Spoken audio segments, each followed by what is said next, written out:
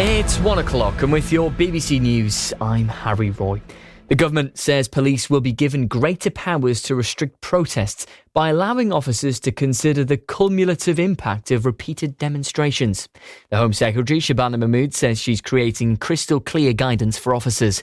The move follows frequent pro-Palestine marches in central London.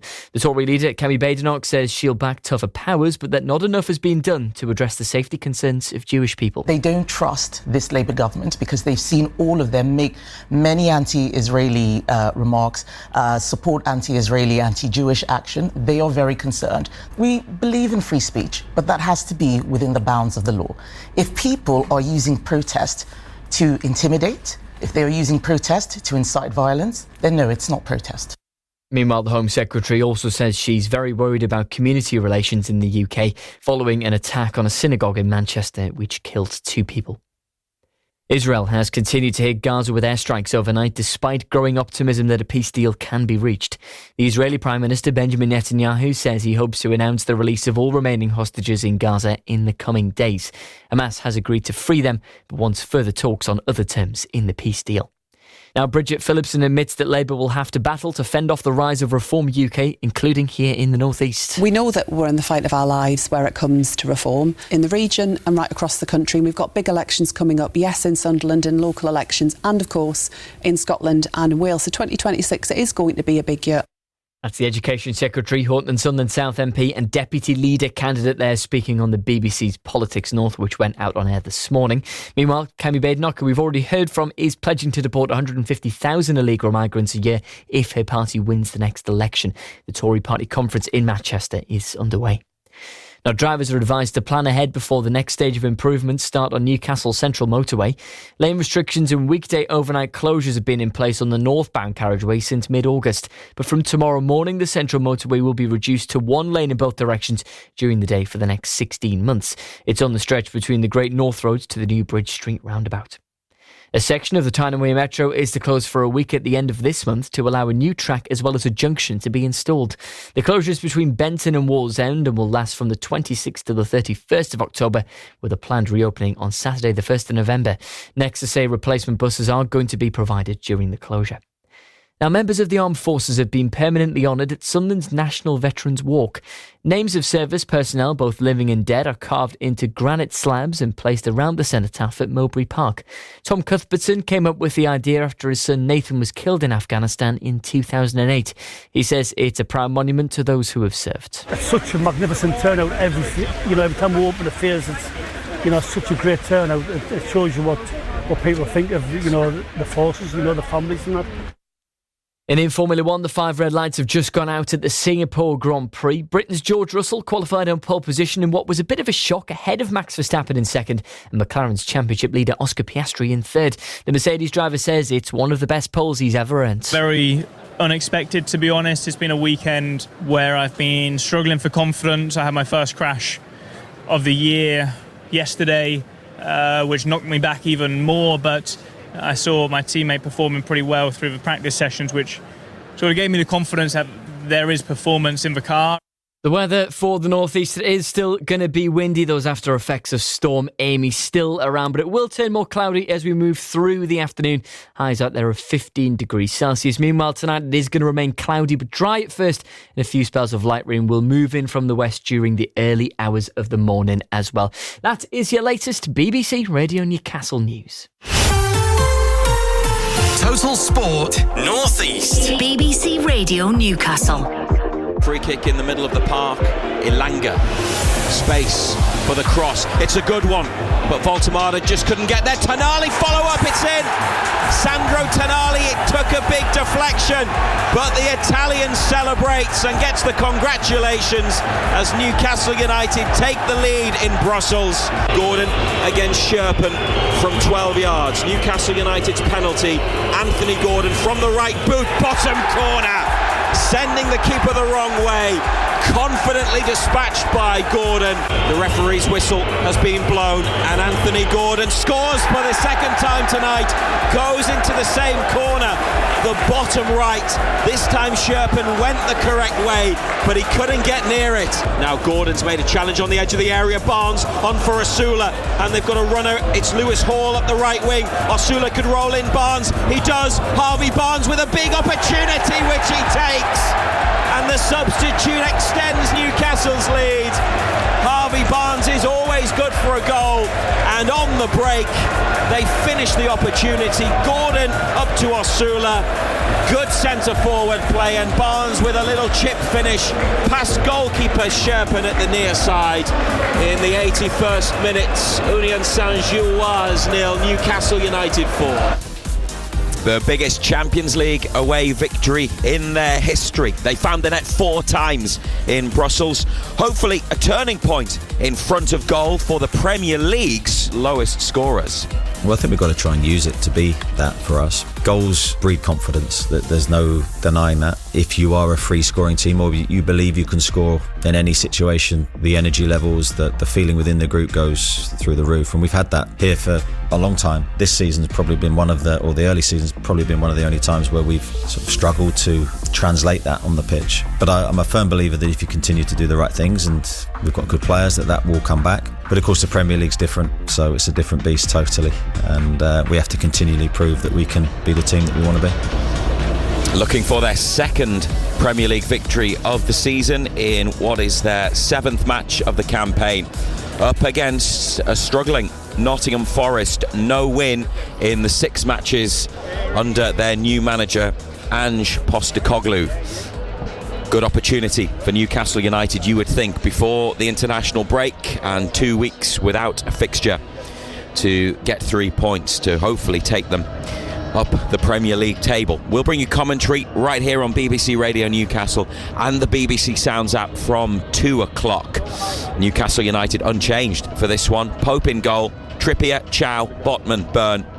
Midfield of Bruno, Tonali, Joelinton, Ilanga and Gordon either side of Voltemada up front. There's no Lewis Hall today in the squad, and no Jacob Ramsey either, despite pre-match suggestions from Eddie Howe that the midfielder might be fit and available after 5 weeks out with an ankle problem. So the bench is Ramsdale, Cher, Lascelles, Barnes, Kraft, Osula, Murphy, Willock and Miley. Newcastle's goalkeepers and goalkeeping coaches are the only ones on the pitch at the moment, and a smattering of supporters inside St James's Park in the sunshine. We will hear from Eddie Howe in a bit more detail across the next hour, and we'll get the Nottingham Forest perspective as well. Let's say good afternoon to John Anderson. Ando. Razor, how are you? Very well, nice to see you. I just wanted to start today, before we talk about the match, Ando, by reflecting on the sad news from last night when it was announced that the former Newcastle player, former goalkeeper Willie McFall, who went on to manage the club in the 80s, had died at the age of 82. Now for 3 years in the 1980s he was your manager here at Newcastle United. What sort of man was he? He was a great fella, Willie. He really was. He was very unassuming, very quiet. When I first arrived at St James's, he was reserve team coach, and he was just a great fella. Then became first team coach under Arthur Cox and then Jack, and then when Jack left he got the manager's job. Finished 8th in his first season, had a real good season, but he was very sad news when I heard it last night, because as I say, very unassuming man, just very quiet, just got on with it. He was a lovely fella. A goalkeeper who won the Fairs Cup in 1969 with Newcastle United, so a key part of that legendary team. And then for 3 years in the 80s, Willie McFall was manager. Obviously had some fantastic players, didn't he, to work with in that time, but it wasn't always the most comfortable period in Newcastle United's history. No, there was an awful lot going on off the pitch. directors wanting people wanting directors out and chairman out, and it wasn't a great time. But as I say, his first season as manager, we finished 8th. He had Gaza, he had Beardsley, had Wadler for a spell. So it was. He was just black and white through and through as well. He'd been here a long time as player, as reserve team coach, as first team coach, and then obviously as manager. He moved back home to Northern Ireland, but he came back. He used to come back for games. Seeing him a while back, and knew he hadn't been well, and he wasn't in the best of health, but saying that, it still came as a shock when the news arrived last night. Well, we send our condolences to the family and friends of Willie McFall, the former Newcastle United player and manager, whose death at the age of 82 was announced last night. And Newcastle's players today against Nottingham Forest will be wearing black armbands as a mark of respect. It's BBC Radio Newcastle and an unchanged team today, Ando, which... Not surprised. I'm not surprised because obviously it would have been an international break coming up. It's not as if you're going to play today and then have a game next Saturday, or a midweek game or what have you. So it doesn't surprise me that he's named an unchanged side, a side that went away and won so convincingly in the Champions League. It was a real good performance to score 4 goals. We need to translate that now into the Premier League against the Forest side, who since Postecoglou's come in have really struggled. He's come in, he's changed the way that they play. They've gone from being a side that sit in and break on you to playing a high line, to be more offensive, and it hasn't clicked into place yet. So I mean, there's rumours abound that if they were to lose today and lose badly today, that he could be sacked after 7 games. I mean, but that's Premier League football for you. It comes with the job. But yeah, things haven't gone well from there at all. Could be the ideal opponent. Could be, yeah, absolutely. You would think they got beaten on Thursday night in Europe, at home as well, so you would think their confidence is low. They know it can be hostile here, and when the crowd get going, it can be a tough place for opponents to come and play, especially a side that's low on confidence, low on belief. Hopefully we can put them to the sword this afternoon. And Newcastle unchanged. Forest have made 4 changes from their Europa League defeat by 3-2 at home by the Danish club Midtjylland on Thursday night. That was the first European home fixture for 29 years for Nottingham Forest, and it obviously didn't go the way that they were hoping in what is a tough run under Ange Postecoglou. This is his 7th match in charge. He's made 4 changes. They line up like this. Matt Sells is the goalkeeper, named in the Premier League team of the season last year, Sells, and Forest undisputed number 1. They now play or seem to be moving to a 3-4-3 formation. The back 3 is Nikola Milenkovic, the giant Serbian international. Jair Cunha, 20-year-old Brazilian, hasn't played in the Premier League before, summer signing. He is in one of the changes at the back, and Morato, another Brazilian, continues as a left-sided centre half for Nottingham Forest.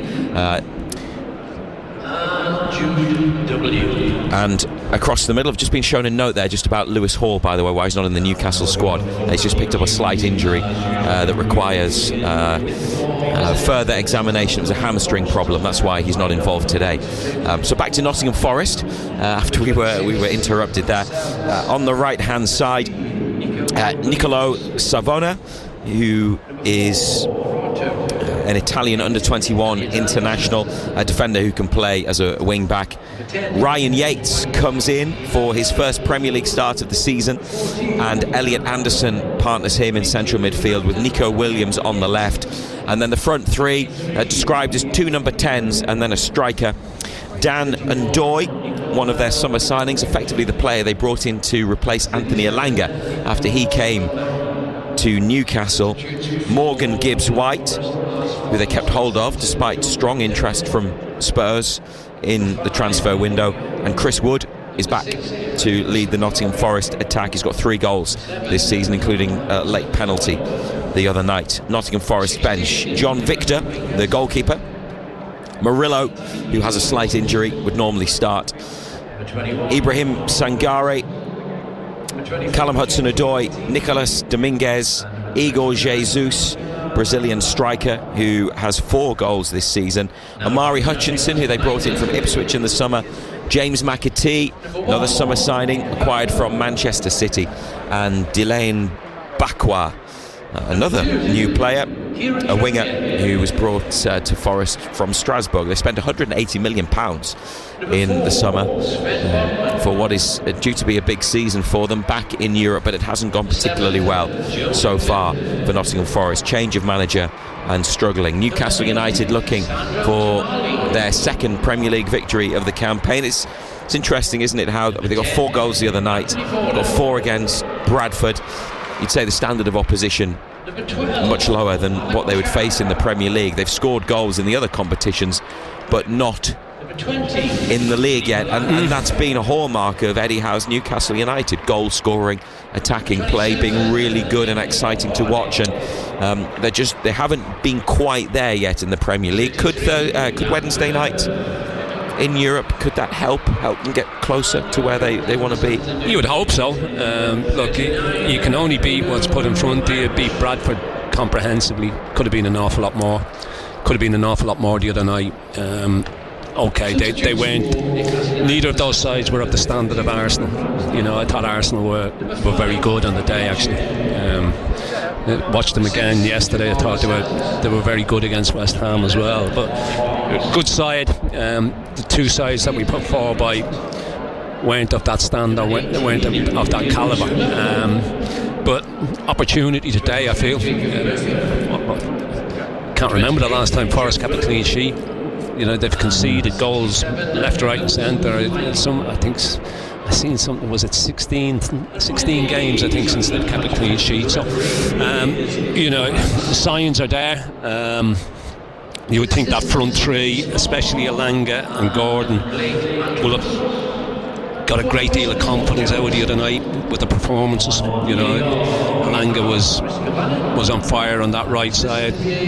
Gordon looked back to his hungry best as well.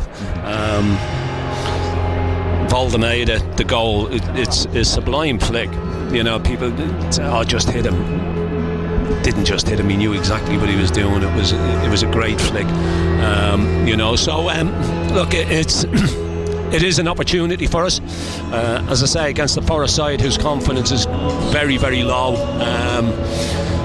who haven't adapted to the new manager, you know, and a lot of pressure on him, a lot of pressure on his players to deliver. So yeah, as I say, hopefully we can get our season really up and running here today. As you mentioned, Anthony Gordon scored 2 penalties in Belgium. Anthony Elanga got the Man of the Match award, and then that flick from Nick Voltemada to divert the Sandro Tonali effort into the back of the net was given to Tonali initially, but then after looking at replays it was clear that Voltemada got that touch, and a significant one and an intentional one too. And what it means is that Voltemada has scored for Newcastle United in 3 of the 4 games that he has started. He does things on the pitch that you don't necessarily see coming, and in a sense that his feet and his ability to manipulate the ball in tight areas is very, very good. I think the players, most importantly, are beginning to understand his game on the pitch. As I said before, we had limited training time, so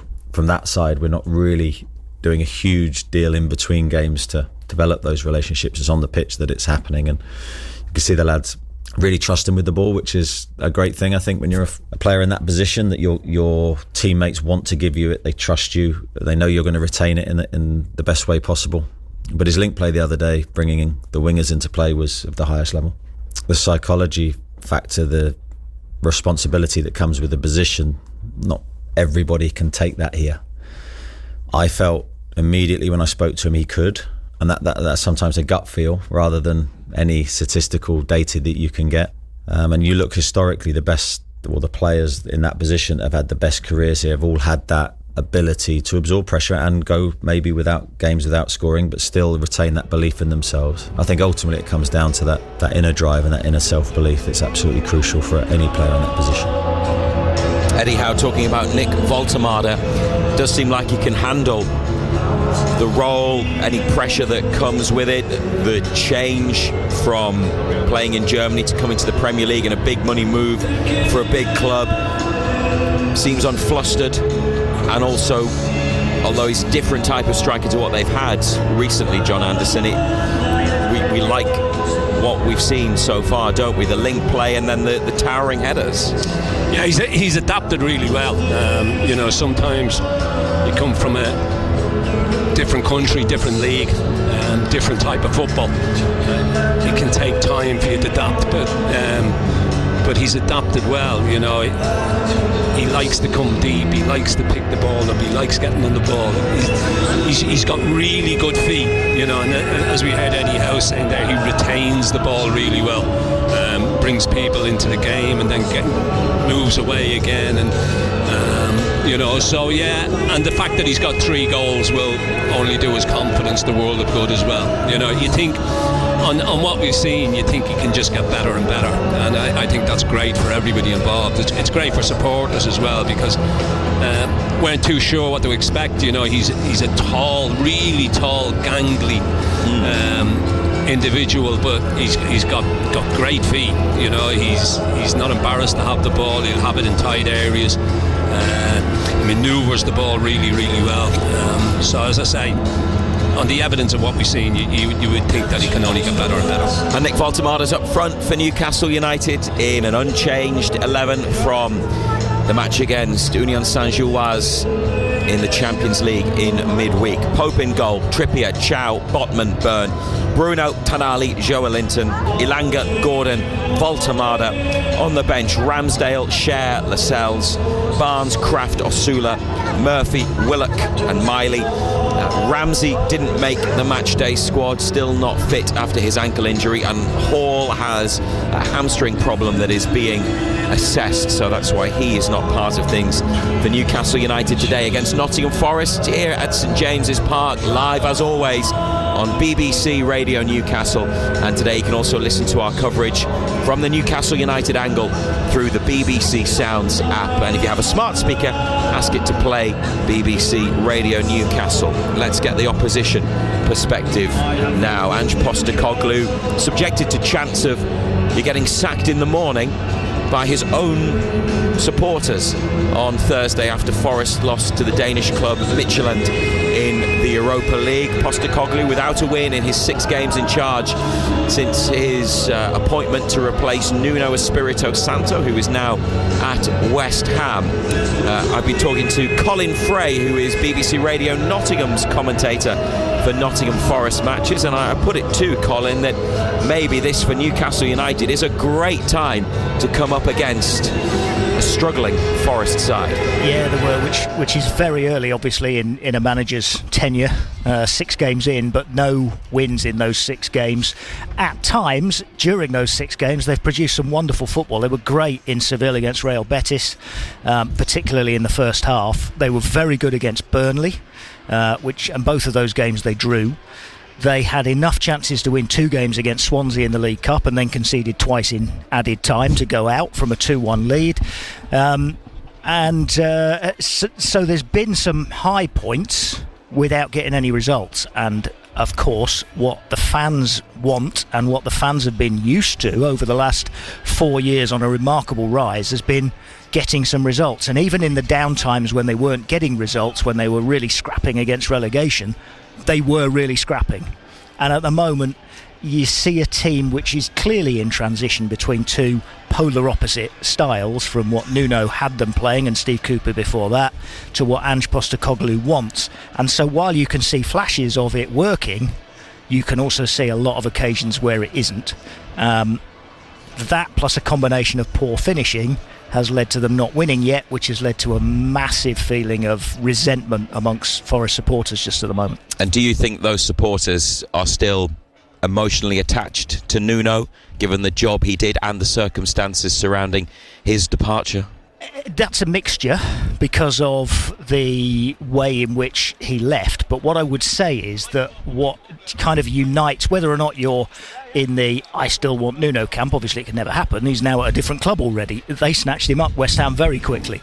But in the I still want Nuno to be Forest manager camp, or he engineered his own exit camp, what unites them is that what they can see is the problems that Forest now have on the pitch at the start of what should have been a real celebratory season with the return to Europe for the first time in 30 years.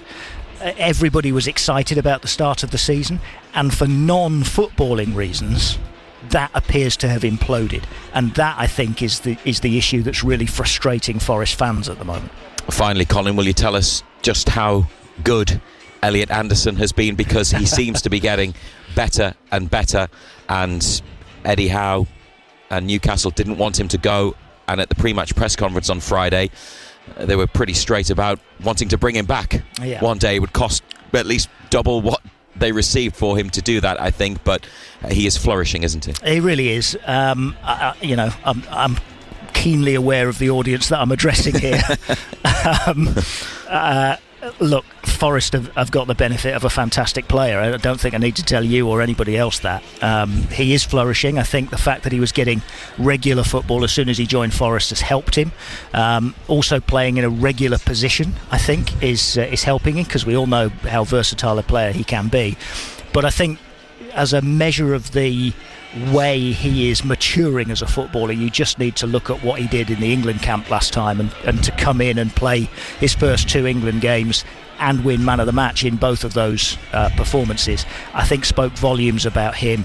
Mr. Consistent, week in, week out, churning out performances, and not everybody in a Forest shirt is doing that so far this season. He is. Nico Williams is perhaps another, but Elliot Anderson certainly is, and the other thing with him is he can, yes, he's in that defensive midfield position, but you can see him waltz around a player, you'll see him nutmeg a player, you'll see him produce that pass, you'll see him run into a space, you'll see him get into good positions. He's got a little bit of everything, and again, I know I'm not telling you anything that you don't know, but what I would say is that regular football in a regular position, I think, is really benefiting him, and he keeps improving, and long may that continue. Total Sport North East. Live from St James's Park. BBC Radio Newcastle. And that's the Nottingham Forest angle from Colin Fray, who commentates on the club for BBC Radio Nottingham. Doesn't sound too confident, Ando, does he, about the match today? No. We'll go for them. Sounded a little bit similar to when we spoke to somebody from Wolves. They had a similar outlook. Look, I hope they're right. I think Forest, they've got a good history, Forest. They've won European Cups, but for whatever reason, the previous manager, whether he orchestrated his removal or whatever, new managers come in and he hasn't hit the ground running.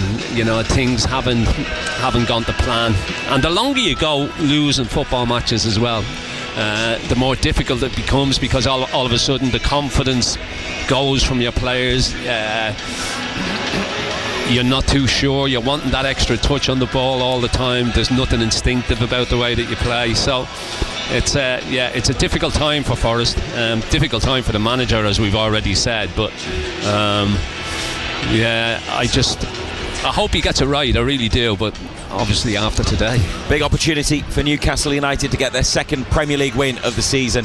You can listen to the commentary here on BBC Radio Newcastle and BBC Sounds. It's a 2 o'clock kickoff. We'll have more from Eddie Howe before the match gets started. United are unchanged for this one.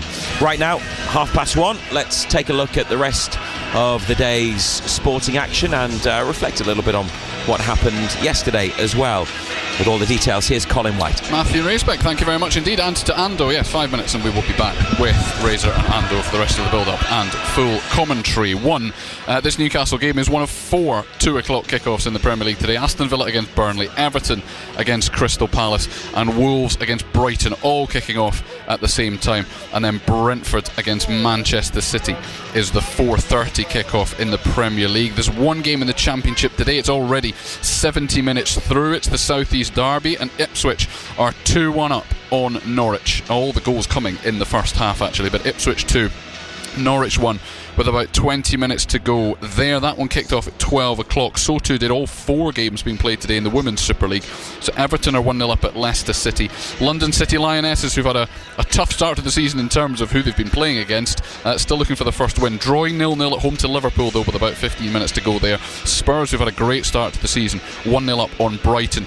And Aston Villa leading 2-0 at West Ham. That after Manchester City beat Arsenal 3-2 yesterday. All 3 of our teams are involved in WSL2 action, and they all kick off at 2 o'clock today as well. Durham are away at Bristol City, Newcastle United are away at Crystal Palace, and Sunderland host Charlton at the Stadium of Light. The one game that kicked off at 1 o'clock in WSL2 has Sheffield United 1-0 up on Ipswich, but they are only about half an hour into that one. Yesterday in the Premier League there were just 4 games on the in the entire Saturday, just 2 that kicked off at 3 o'clock, one of which was Sunderland's 2-0 defeat at Manchester United. Mason Mount and Benjamin Šeško scoring the 2 goals for Ruben Amorim's side. Arsenal beat West Ham 2-0, that was the other 3 o'clock game.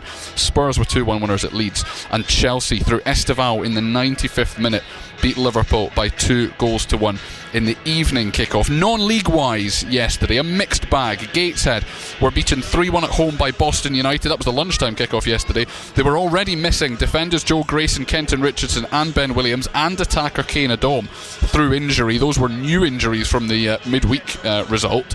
And then Connor Parney was stretched off in the first half, and then Curtis Edwards limped off early in the second half as well, and it looked like a serious one for Connor Parney in particular. Not a good afternoon all round for Gateshead. Here is their manager Alan Armstrong. I'm gutted for the lads, to be honest with you, and that's what I've said to them. Really proud of them, because there's a lot of good young players in there that are learning, and they've just had to deal with setback after setback due to injuries. Then I'm looking at the centre-back pairing during the game with Frank and Flinty, and I just had to have a chuckle at myself and just think what on earth is going on, but they just kept going. The lads kept going.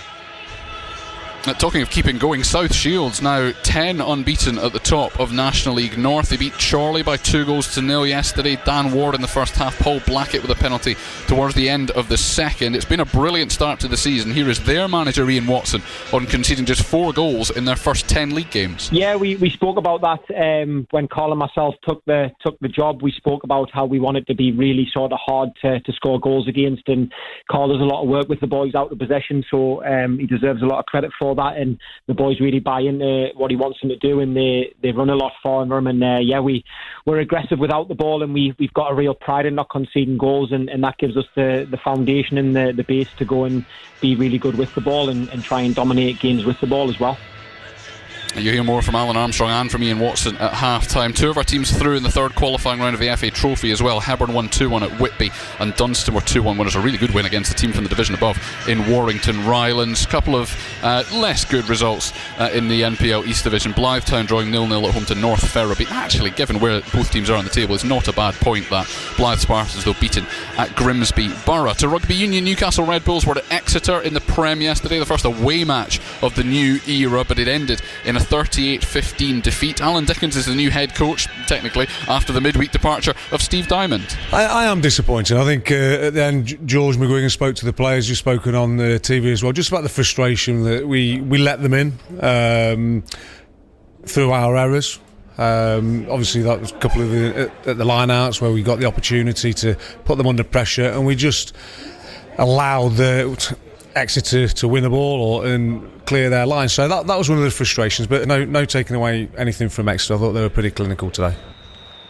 They're away to Sale on Friday night in what is as close to a derby as they get in the Prem, Newcastle Red Bulls. To Rugby League, a couple of big games today as well. It's the Men's Championship final, York Knights up against Toulouse at 2 o'clock. It's the Women's Super League final as well. Wigan against St Helens kicks off at 5:30. The eyes of the horse racing world are on Paris today. More than £2.3 million awaiting the winner of the Prix de l'Arc de Triomphe. It's the richest race in Europe. It gets underway at 3:05. Mini Hawk, the pre-race favourite, trained by Aidan O'Brien. Andrew Balding's trained Kalpana is the main English hope. And in cricket, no handshake between the India captain Harmanpreet Kaur and Pakistan captain Fatima Sana ahead of their Women's World Cup clash that is currently in play in Colombo. They have just restarted after a long delay because of flying insects. It looked quite extraordinary, but as it stands, India still in their innings, 161 for 5. Pakistan yet to bat, so that one will take a little bit longer than expected. Right then, we are 25 minutes give or take, away from kick-off here at St James's Park. Newcastle United at home to Nottingham Forest in the Premier League. The rest of the build-up, and then full commentary will come from John Anderson and Matthew Racebeck. Matt Bailey at breakfast. Every day on the show we play a game called the Canny Cryptic Clue, and this morning, P in Blaydon, you've got the right answer. What is it? Kielder Marathon. Yeah, it did end with thong, actually. Slight poetic licence this morning. Am I right in saying you're doing the Kielder Marathon this weekend? I'm doing it, and I'm doing it in short, not a thong. Right, okay. Because no one needs to see that. That is good news. I mean, that's probably in the Running 101 guide. Don't wear a thong to do endurance events, I'd imagine, is it? Oh, don't even imagine. Even just thinking about it is making my bum chafe, to be honest. Matt Bailey at breakfast. Weekdays from 6. Just ask your smart speaker to play BBC Radio Newcastle. Total Sport North East. Matthew Racebeck and black and white legend John Anderson. BBC Radio Newcastle. And Eddie Howe's named the same team today that he selected against Union Saint-Gilloise on Wednesday in the Champions League. So that is Pope in goal, Trippier, Chow, Botman, Byrne, Bruno Tonali, Joelinton, Ilanga, Gordon and Voltemada. No Hall in the squad, hamstring injury that is being assessed, and Ramsey isn't fit yet either. So Newcastle with one absentee in terms of Lewis Hall, and Ramsey not yet available, but it would have been a bonus to get him back today. They had been expecting Ramsey to be fit in time for Brighton in just under 2 weeks' time, which will be their next fixture following the 2-week break for international football that is coming up. Ando, do you remember the draw with Leeds at the end of August, 0-0 at Ellen Road? Yes. You remember the referee that day? No. You weren't too impressed though by the yeah, he blew up for every it's the same referee. Oh right. Today. Oh well, it could be a stop-start game then, couldn't it? Any little contact will blow up. Yeah. Peter Banks is the official in question from Merseyside. VAR is Chris Kavanagh. At Newcastle, bench of Ramsdale, Share, Lascelles, Barnes, Kraft, Osula, Murphy, Willock and Miley. And Nottingham Forest, Sells in goal. Back three of Milenkovic, Jair, Cunha and Morato. Across the middle, Sabona, Anderson, Yates and Williams. And the front three, Ndoye, Gibbs, White and Wood. 20 goals last season for Chris Wood, another Nottingham Forest player, the two ex-Newcastle boys, or two of them, Sells and Wood, earning a place in the team of the season for their efforts, as Nottingham Forest had a terrific campaign, finishing 7th in the end. They qualified for the Conference League but ended up going into the Europa League because of the situation with Crystal Palace. They switched European competitions. Palace were demoted for breaching UEFA's multi-club ownership rules, so they're now in the Conference League. Forest in the Europa League. And last season, just thinking back to the game here, it was a crucial one. It was about 3 weeks before Wembley. They scored 4 goals in 11 minutes in the first half. It was a great turnaround, having gone behind early, wasn't it? They were a devastating spell where they produced those goals. But it's it's a strange one, isn't it? You know, they score 4 goals in that space of time. It doesn't happen very often. You don't see it very often. And I think it shows you when it does happen, teams just capitulate. You know, and but it was what it was. The same today. Yeah, better than 2 seasons ago when Chris Wood got the hat-trick on. Yes. It was on Boxing Day, wasn't it? Yeah, we didn't see that one coming either, did we? No. I want to ask you about the defence again, Ando. We have talked about it a lot through the week on Total Sport on BBC Radio Newcastle. If you've not listened to the show before, we're on Monday to Friday between 6 and 8. You can listen on BBC Sounds as well with the latest from Newcastle United and Sunderland. And Dan Burn at left back. Today it feels almost essential because there's no Lewis Hall, there's no Tino Livramento for the next couple of months either. There's no obvious left back in the squad. They've got 3 defenders on the bench. Kieran Trippier's playing at right back, so Dan Burn might have to do a job in that position for a bit longer, even though it's a position he's played in before, but then they moved him inside and he's been so good inside, but then so have the other 2 who are playing, Sven Botman and Malik Chow. Yeah, the two of those have been superb. You know, Dan Byrne's been excellent since coming to the football club, but you just feel that Botman and Chow are the future. You know, they are the 2 centre backs going forward. Somewhere along the line he's going to have to make a decision, isn't he? You know, you would think that Hall will come back in at left back sooner rather than later. Picked up a bit of a knock in training this week, but you know, he's got a full international break to get through that, to get his fitness up to scratch. So, you know, do you continue to play Dan Burn at left back? You know, it's going to be problems for the manager, there's no doubt about it, because you've got Fabian Schär coming back as well. You know, so all of a sudden you've got 4 quality centre backs, but you can only play 2 of them unless he decides he wants to play with a 3. But we'll see. You know, it's a nice problem for the manager to have, but somewhere along the line somebody's going to be disappointed. Burn, in the words of the manager, doesn't play like an out-and-out left back in that position. I think we know what the concerns would be about him now, which maybe you'll talk about, but what are the upsides of having him at left back or in the team? Upsides is his experience. You know, he's a good communicator, and he's done okay at left back. You know, look, and Dan Burn will be the first to admit that he's not an out-and-out left back, but he can do a job there. But is it the answer going forward? You would say no. You know, Hall most definitely is the answer going forward, because we've seen what he's capable of last season before he got his injury.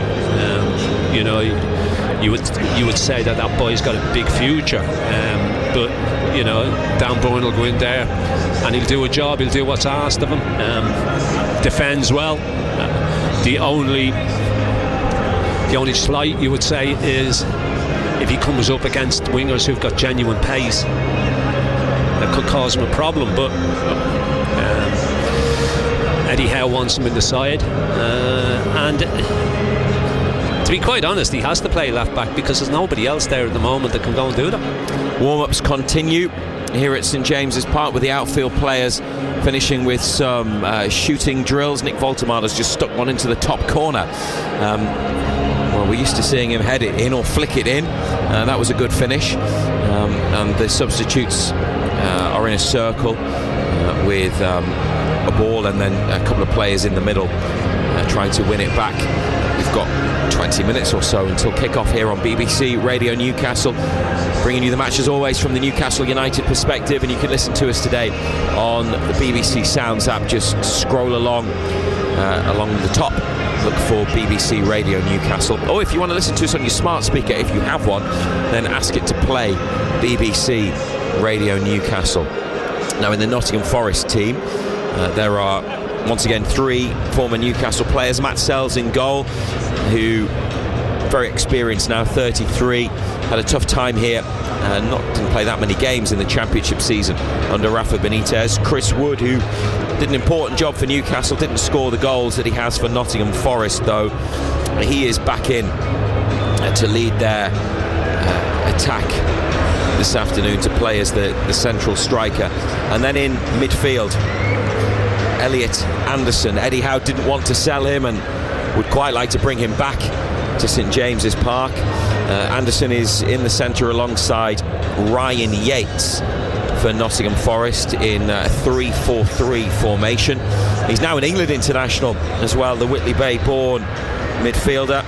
2 caps won in the last set of England games, and he's in the squad for next week's fixtures for Thomas Tuchel's team as well. He's played as a holding midfielder.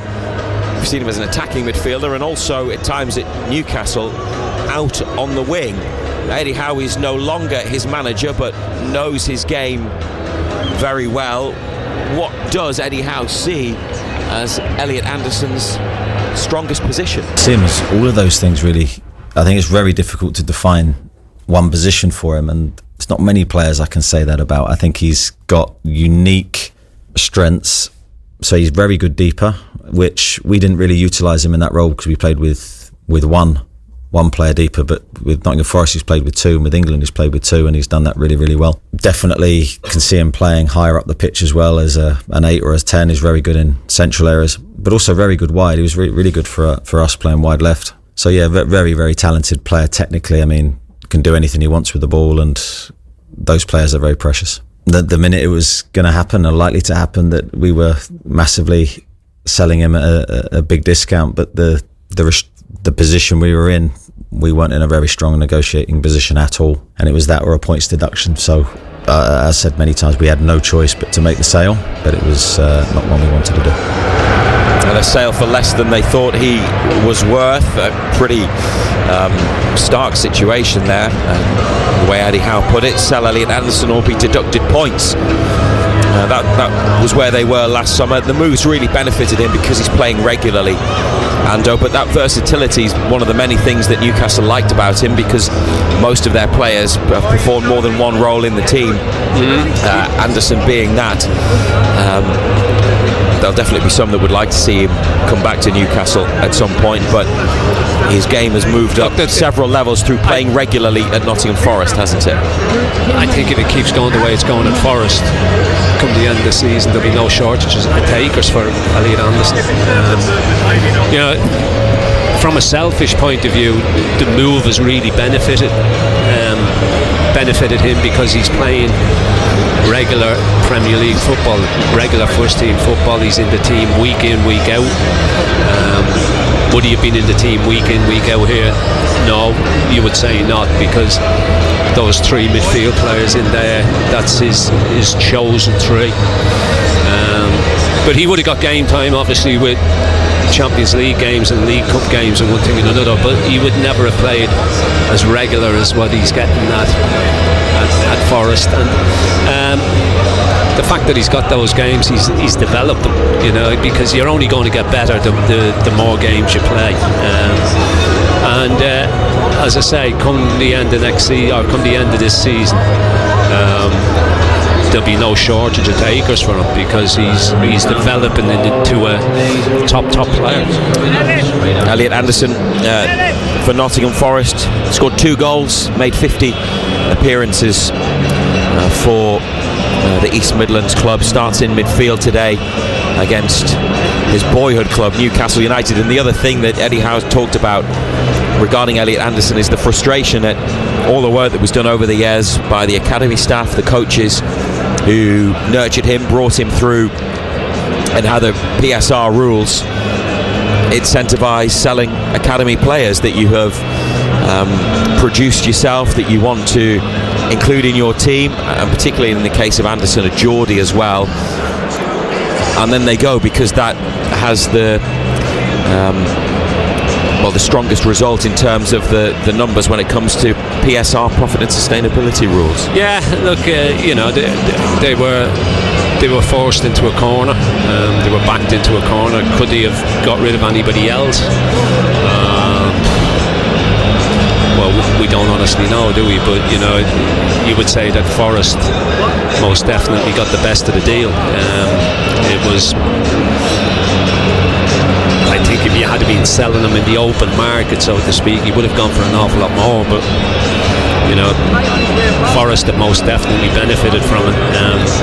And as I say, he's another one, who can just get better and better. He's still a young boy. He's already got into an England squad, played 2 internationals, got man of the match in both of them. So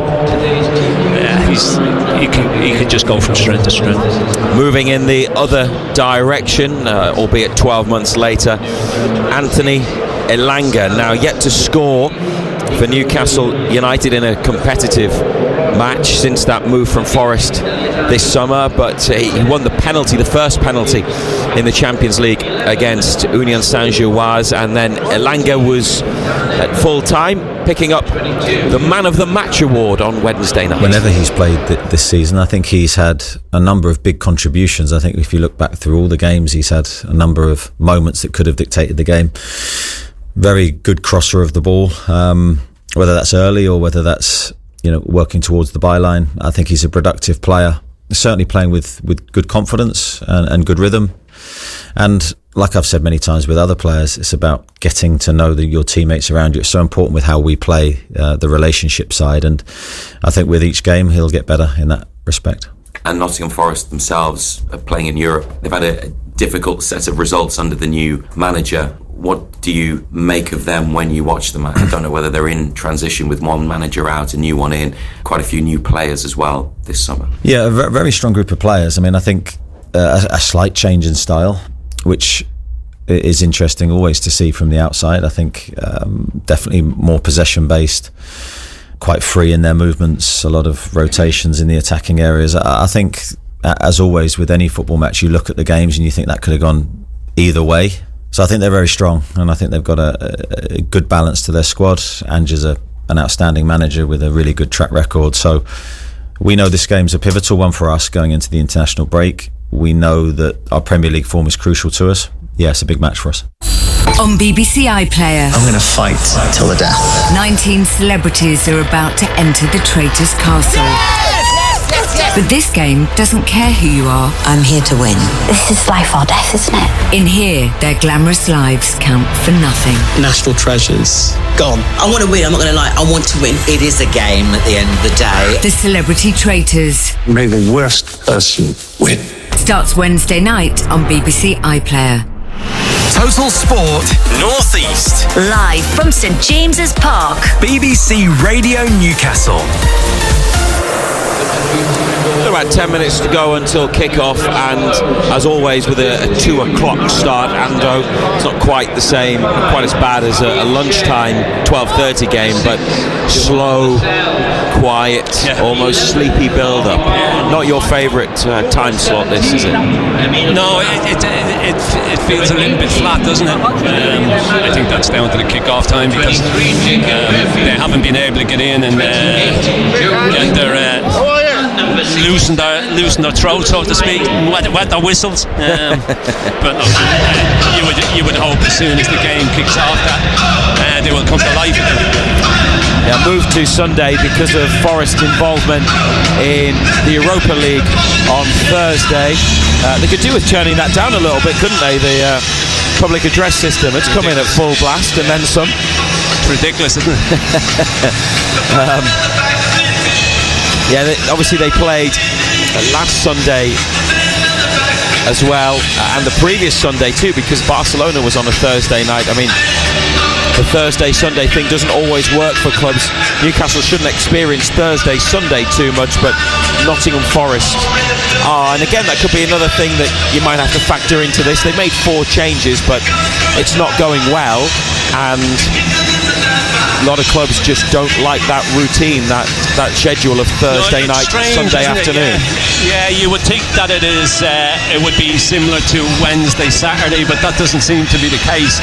Sides that play on a Thursday, for whatever reason, seem to struggle when they have to play Sunday games. Newcastle United, Nick Pope in goal, Kieran Trippier, Malik Chow, Sven Botman, Dan Burn. Bruno Guimaraes, Sandro Tonali, Joe Linton, Anthony Elanga, who had 2 years at Nottingham Forest before his move to the northeast this summer, scored 6 goals for them last season. Anthony Gordon, who is Newcastle's joint top scorer this season on 3 goals. Also with 3 goals, Nick Vontamada, who leads the line.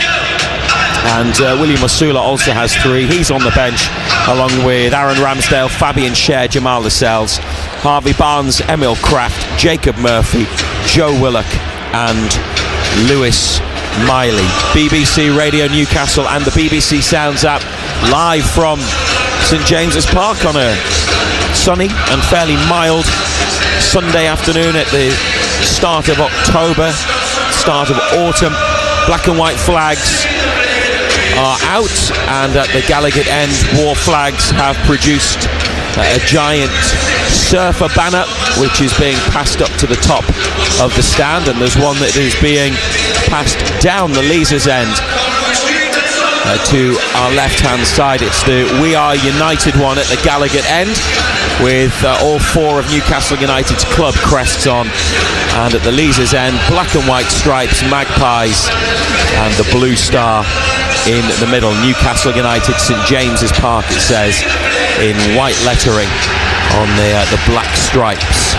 So the pre-match flag displays all about black and white today. Newcastle up against Forest, who have Sells in goal, Milenkovic, Jair Cunha, Morato at the back. Across the middle, Savona, Anderson, Yates and Williams. Ndoye, Gibbs-White and Wood are the forward players, and on the bench for the visitors, Jean-Victor, the goalkeeper, Murillo, Sangare, Hudson-Odoi, Dominguez, Igor Jesus, Hutchinson, McAtee and Bakwa.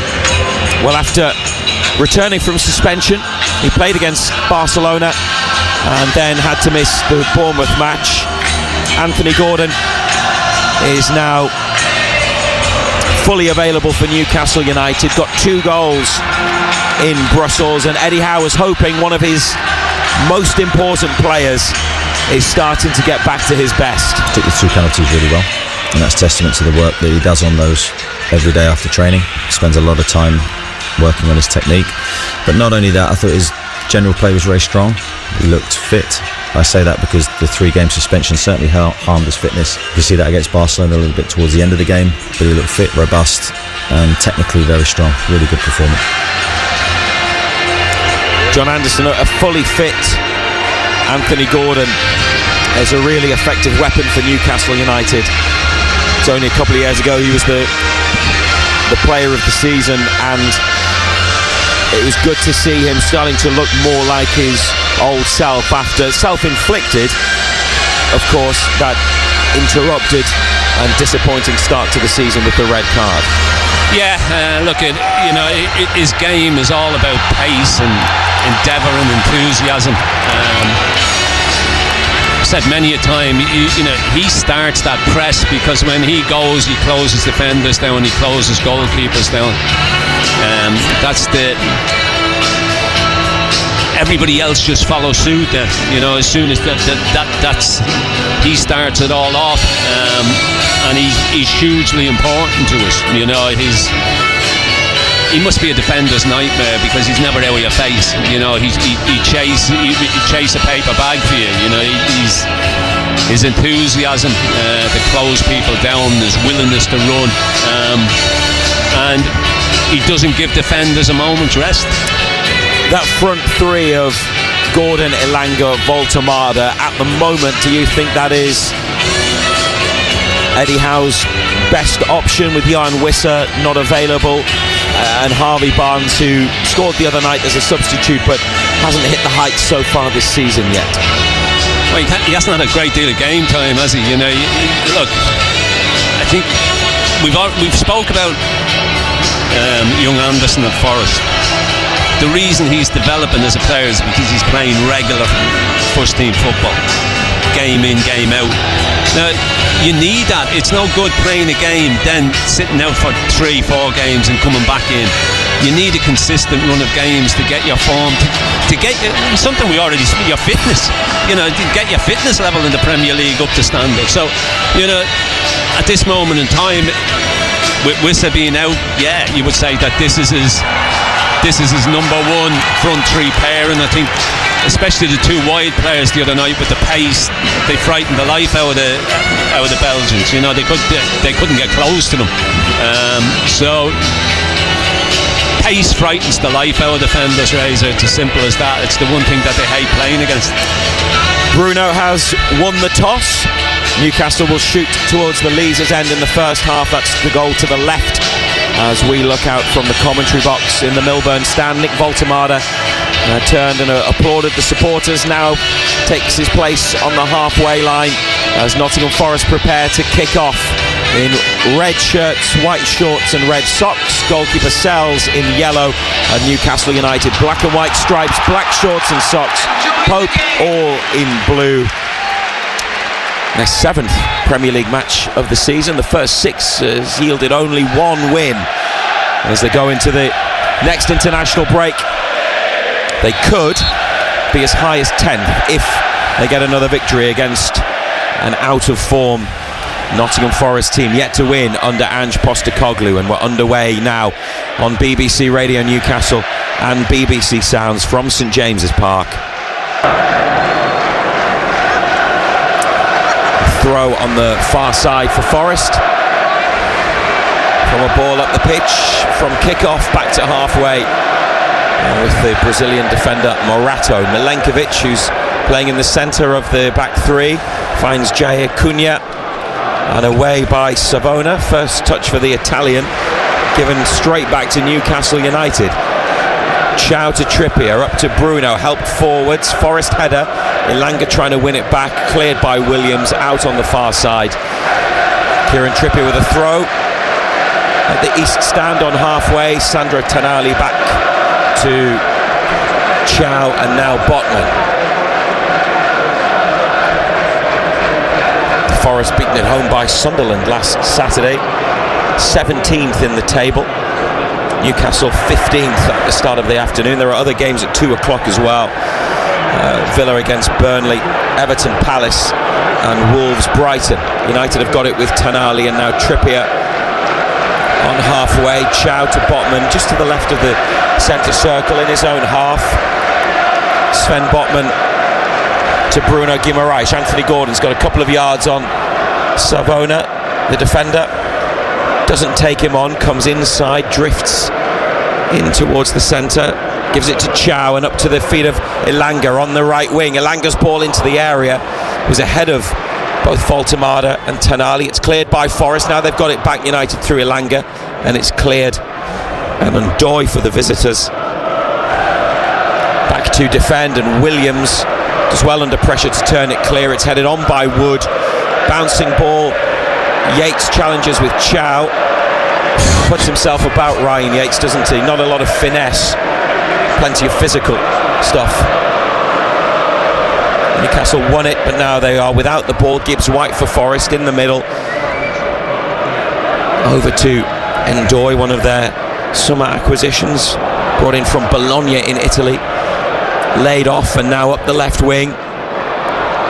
Williams looking for Ndoye. Away by Newcastle, but given straight back to Nottingham Forest in the 3rd minute. Yates back to halfway to Milenkovic. No goals. Anderson comes to get it, left side of central midfield. To the feet of Nico Williams, the Welsh international. He's got it again, Williams, on the far touchline. Anderson back to Morato, and Elliot Anderson with space in midfield, and a pass that finds its way to Nicolo Savona. Gibbs White, low cross, blocked by Botman, cleared by Botman. And now Anthony Gordon the opportunity to move up the pitch, carries it 10 yards and then whips it inside to Bruno. Had his head up, Gordon played a good pass, and Bruno likewise into space for Trippier. Elanga up ahead, Trippier edge of the area, looking for Voltemada. It's in the hands of Sells. Yeah, good play, good run, good defending, to be fair. Just got his body weight across Voltemada. Sells was able to come and pick up.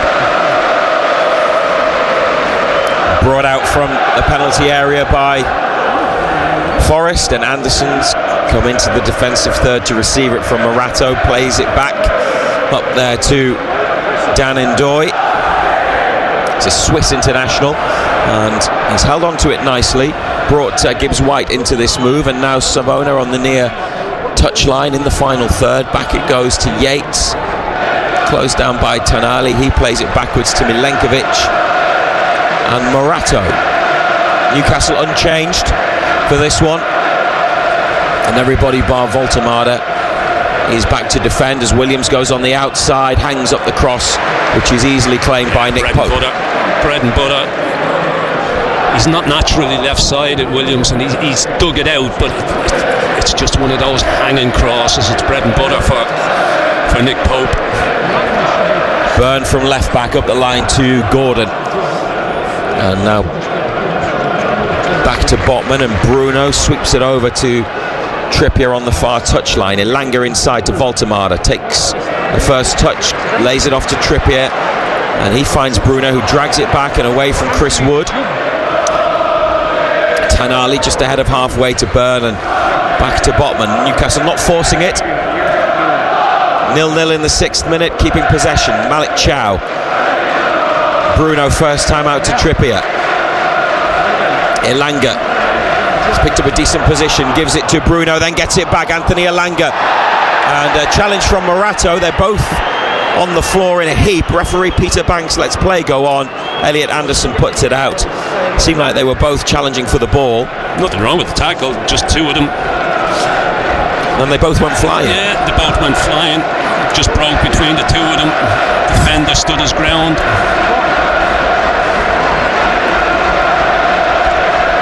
Well, Elanga's back up, and Morato, his knee could be. It's a big lad, Morato, 6'4". Obviously had to get down to challenge Elanga. Twisted his knee.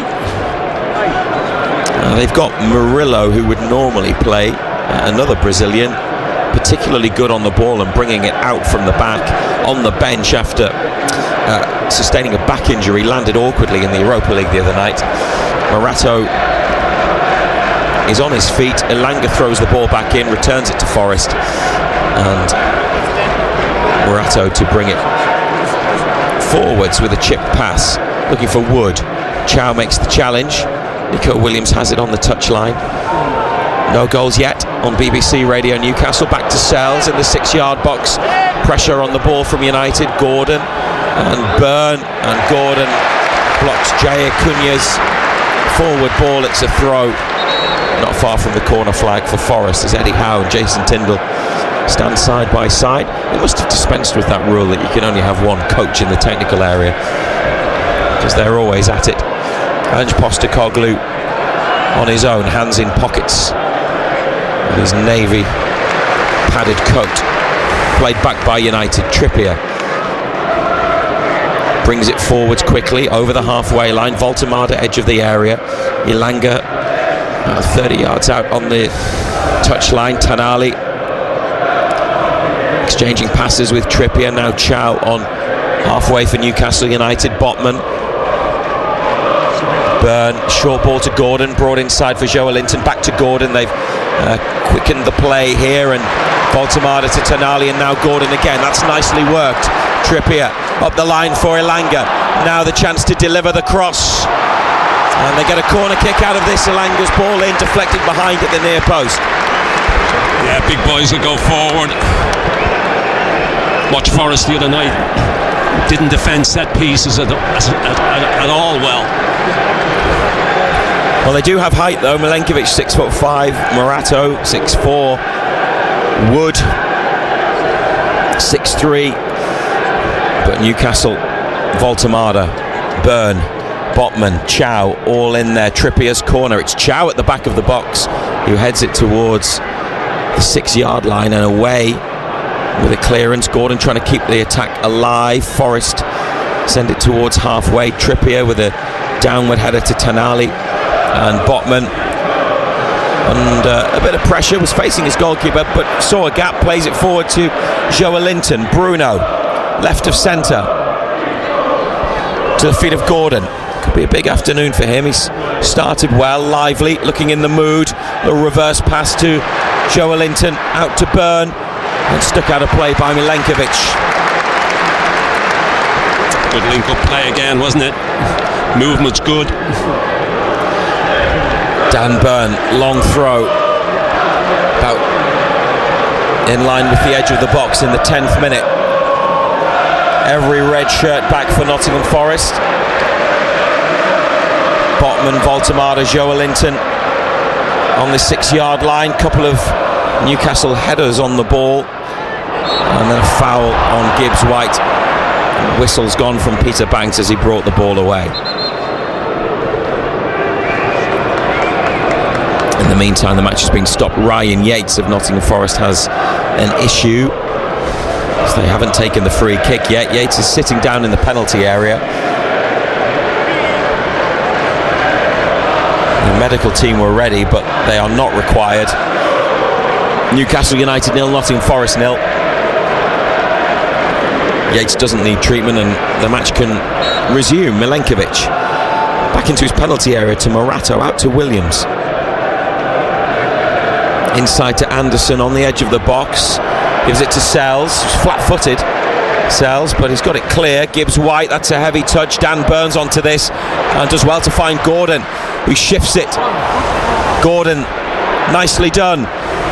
Trippier, edge of the penalty area, low cross, Joelinton! Straight at Sells, first time effort from Joelinton, off the inside of his right boot, anywhere else but that, and it's in.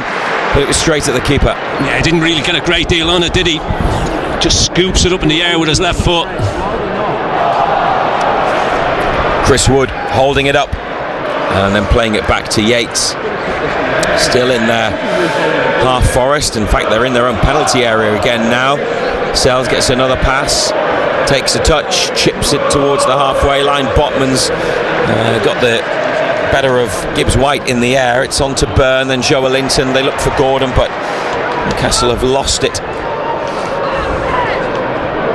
Anderson with Bruno at his back plays a short ball to Jair Cunha. Gibbs White took it in a tight area, then Anderson gets away. Approaching the halfway line, no goals yet. Elliot Anderson still carrying it.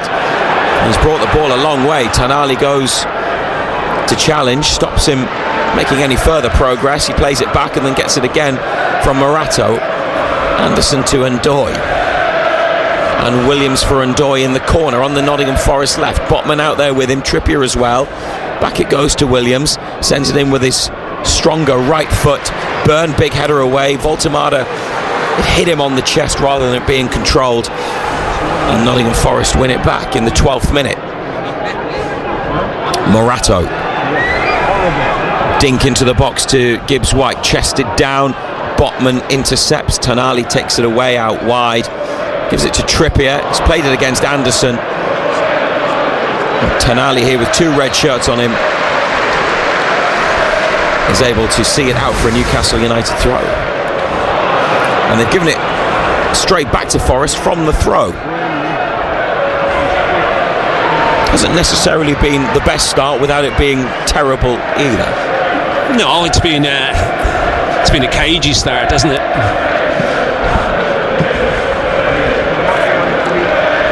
Bruno trying to win the ball from Anderson. Joelinton now closes down Yates, but he plays it to Savona, and it's through the legs of Dan Byrne, and the Italian wing-back is into the penalty area, half a header away from Botman. Then Tonali with an important block. Newcastle think Byrne was fouled, and the referee, delayed reaction, took a couple of seconds and then decided he agreed. Whistle's gone, free kick on the edge of the area. Nicolo Savona, 6'4" himself, tall 22-year-old, showed good skill there, didn't he, to nutmeg Byrne and come away with it. Newcastle, this is nice. Elanga and Bruno for Gordon, 5 yards outside the area. Elanga's on the left wing, taking on Jair Cunha. Plays a 1-2 with Gordon. Elanga left-footed cross, and I don't think that was quite the clearance that Morato intended. It's gone out. Newcastle think it's a corner, and the referee agrees, despite Nottingham Forest claiming a throw, and Ange Postecoglou. How can the referee give a corner kick there? The linesman's looking straight across the line. He doesn't give it. Postecoglou shaking his head, with a smirk on his face. He thinks it should have been a throw. I think it came off the knee of the defender. And the decision is corner kick. 15 minutes, 0-0. Lees' End of St James's Park. Oh, there's a problem now. Again, with the, this is every week. With one of the officials, part of their communications, their earpiece. Peter Banks, the referee, is just saying wait. It's the assistant on the near side, Eddie Smart, whose equipment isn't working. And now I think we're ready to go with the corner from the right boot of Kieran Trippier, clipped to the back of the box and headed over by Newcastle to Joelinton, saved by Sells, back over from Botman towards Joelinton near post, but denied, and then behind for a goal kick. Kept it alive well, didn't he? As he tried to follow up, Nottingham Forest cleared it onto Joelinton, and then out it went. Save. Strong hand to Sells.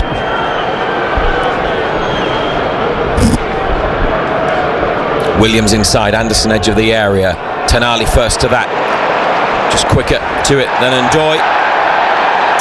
Some appeals for a free kick as Tenali went down. Nothing given. Newcastle trying to win it back on the far side. Williams through a gap to Anderson. Inside to Yates. Goes back to the left wing to Williams. There isn't anything on forward, so it's a short ball back to Anderson. Joelinton makes a challenge, and it's a throw. From a team that like to sit deep and counter-attack. You can see the difference in the Nottingham Forest style of play.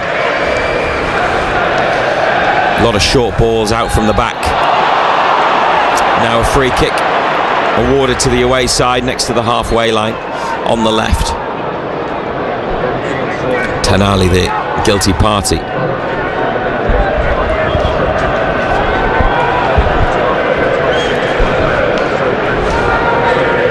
Milenkovic to Anderson.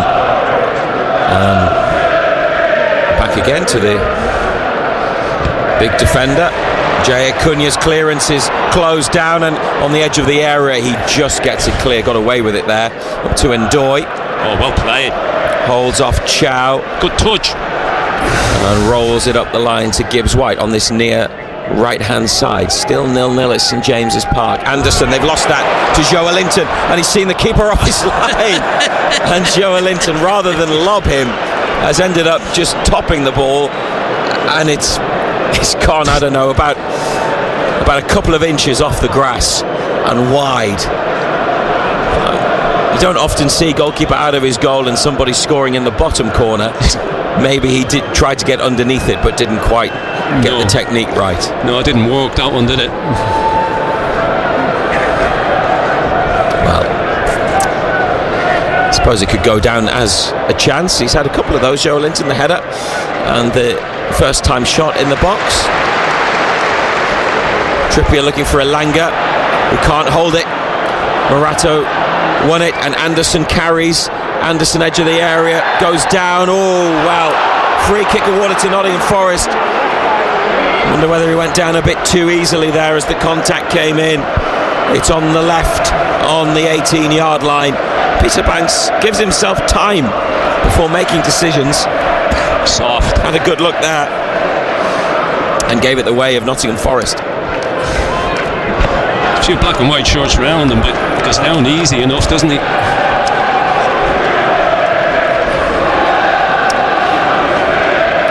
He started well, Elliot Anderson. He's been on the ball, wants to make things happen. And discussions now are over who will take the free kick. Morgan Gibbs White fancies it.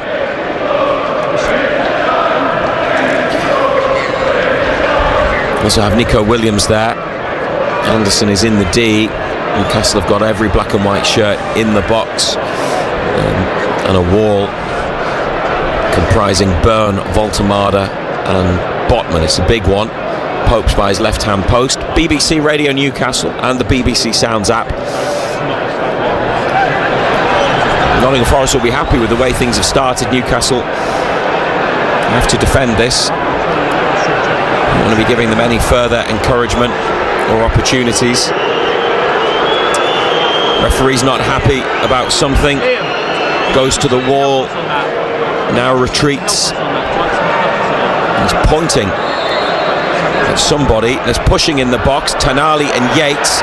It's always Yates when it's Nottingham Forest. Pushing Tonali, who pushes him back. Referee's gone to speak to them.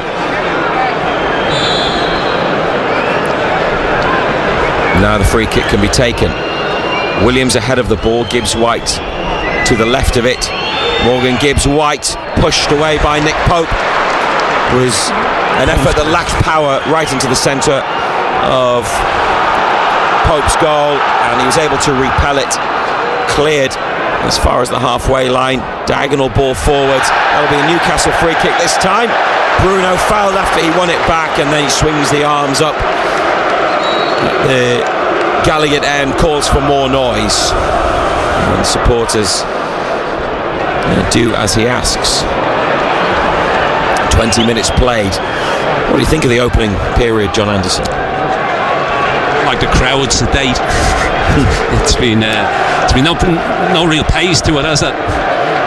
Some decent football being played, mate. Botman up to Voltemada, held it well, used it well. Trippier lifted up the right wing. Morato is there with Elanga. Morato's header goes out. They can take a quick one here.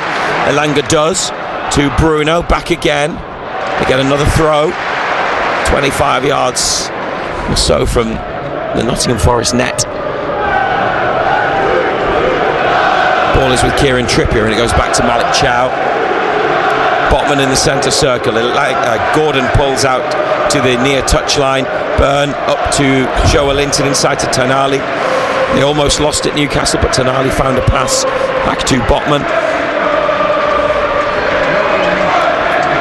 And now Sven Botman rolls it forwards to Sandro Tonali, who knocks it away from one. Tried to drive on, but Jair Cunha has won it and then played it straight to Sven Botman. Anthony Gordon back to Dan Byrne. They are close to their own penalty box, Newcastle, and indeed Byrne gives it to Nick Pope. That's a firm kick away from Pope. Milenkovic is struggling with the ball under the challenge of Voltemada, but Forest have been able to bring it under control, and now Anderson back to Milenkovic in the centre of the back three. Sells at the edge of the area towards Gibbs-White. On his chest on the touchline, inside to Yates and back again to Gibbs-White. Brilliant from Nottingham Forest. Gibbs-White in the area. Chow makes the... wasn't quite a block from Chow. It was a flick away. And then it hit Chris Wood, and Kieran Trippier got back to clear. Oh, his touch is awful. Probably wasn't expecting it to come his way. It's a great ball played in as well. They work it well down this right side. Bruno up to Voltemada. Elanga starts to make the run. Voltemada is tripped. Bruno takes a quick free kick square to Joe Linton, and now he's on his way. Gordon taking on Savona on the outside. Gordon's cross. It's off the head of Milenkovic. Byrne pushes Gibbs-White to the floor. Yeah, try and disguise it a little bit.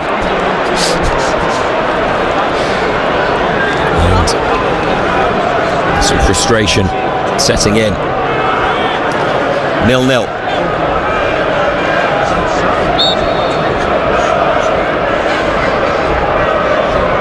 Jair Cunha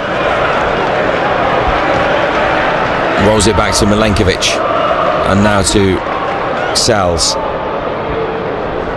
And that ball from the Forest keeper is straight to Dan Byrne, but forwards it goes. Voltemada was offside, and it'll be a goal kick. Newcastle United 0, Nottingham Forest 0 on BBC Radio Newcastle and the BBC Sounds app. If you wanted to listen to us through your smart speaker, if you have one, then just ask it to play BBC Radio Newcastle. Unchanged today, United. Pope, Trippier, Chow, Botman, Byrne, Bruno, Tonali, Joelinton, Elanga, Gordon, Voltemada. And a goal elsewhere in the Premier League, one of the other 2 o'clocks. Wolves 1, Brighton 0. Trippier.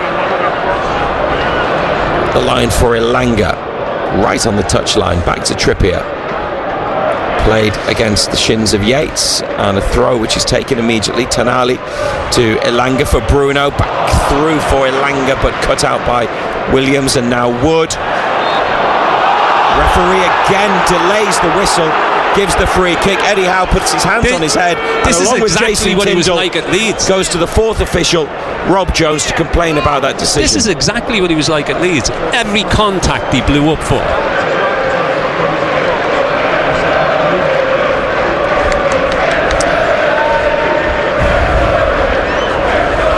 Yeah, well, he hasn't changed his approach to refereeing, has he? And the evidence of 25 minutes today. Peter Banks, Joelinton here with Gibbs White. It's gone backwards from Joelinton's header. Chow's got to be quick, and Doy's all over him. Chow back into the penalty area, and then from the corner up the line to Trippier. Defended it well in the end after being put under pressure. Trippier against Williams. Hit his hand, but it's throw in. Have they given the free kick? They have given a free kick, but it was throw in only. Chow to Botman and Byrne. Gordon wants it to feet, gets it. Savona at his back, following him infield. Gordon turns and comes back out on this near side. Strong running from Gordon, looking sharp. Not a lot of movement around him though. Short ball back to Joelinton, on to Gordon. Did him no favours with the pass. And Forrest with it, and start again with Sells. 0-0. Sliced that, Matt Sells. And Bruno Guimaraes has seen it out for a throw. What do they need to do better, Newcastle? Need to quicken it up. Definitely need to quicken it up. It's too slow. Another goal in the 2 o'clock kickoffs. Aston Villa 1, Burnley 0. Goalless here. Chow for Trippier. Elanga back to Trippier, and inside for Bruno. Elanga makes the run, and they get him in. Anthony Elanga's cross. Ooh, the defender went for a diving header, missed it, and then on the edge of the box, Byrne challenges for it, and Joelinton onto Gibbs White. Shoulder to shoulder, Newcastle throw taken immediately. Joelinton inside, given away to Anderson, and then they say it's handball off Elliot Anderson, and Joelinton fouls him. Nottingham Forest are going to get a free kick, and Peter Banks would like a word with Joelinton. He seems to have hurt himself in the process of making the challenge. Was it challenge, was it? He rather jumped into it.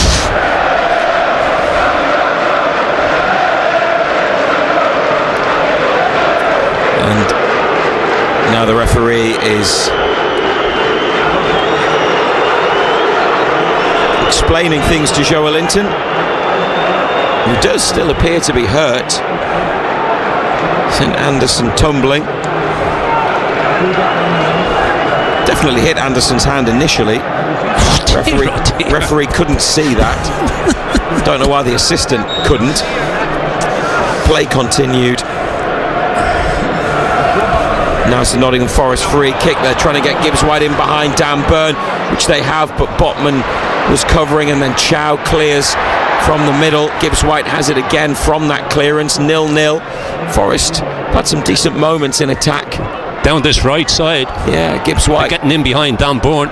Savona again, it's overhit. Fortunately for Newcastle, it's overhit. And it's a goal kick.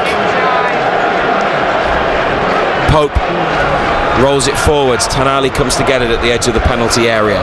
0-0 on BBC Radio Newcastle. Bruno away from Anderson. And Trippier, Elanga made that run in behind. They didn't play the ball. And they go backwards with it.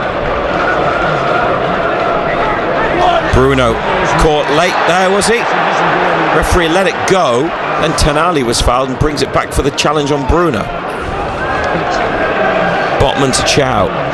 Trippier moves into space, gets it from Voltemada, who now gets back into the middle, and this is Elanga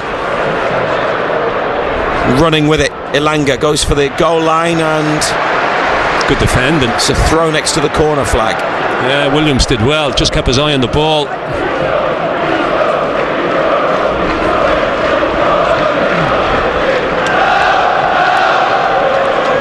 Kieran Trippier is going to send it in.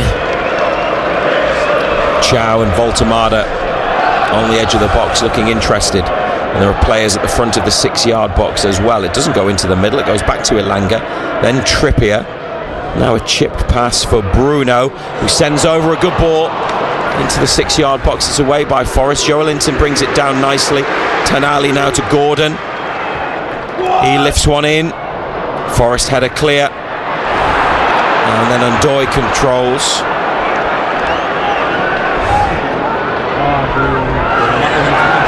It's won back by Tonali, but then once again the referee, after a couple of seconds has elapsed, brings it back for an earlier infringement, and it's a Nottingham Forest free kick. It was exactly the same at Leeds. It was Joelinton, an aerial challenge on Williams. Half an hour played. He said they need to increase the pace and the tempo, Newcastle. It's too slow. Everything has that slow feel to it, doesn't it? It is a thing. It seems to be a thing on Sunday 2 o'clock kickoffs. Tonali. Anderson not giving him a second. Back to Chow. Botman looking for Voltemada. Couldn't hold it that time. Now Jair Cunha. Yates challenged by Bruno, down holding his face and rolling around. Free kick Newcastle United.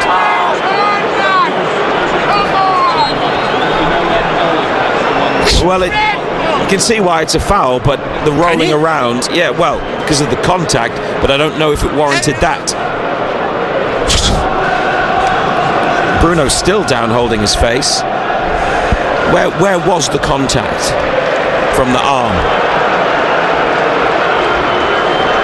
Did the arm catch him on the neck or something? Caught him in the chest. He's put his arm out. I mean, he's boot Yates, yet Joelinton cuts Anderson in half. Inconsistent. Well, he was inconsistent at Leeds. He was awful at Leeds. Peter Banks is the referee. Newcastle United 0-0 with Nottingham Forest. Forest chanting about the Premier League, and they don't like it. You can see why the away support, good away support as well, pretty much full section in level 7, why they don't agree with that decision. Tonali lifts the free kick in. Byrne tries to head it on, and it's half cleared.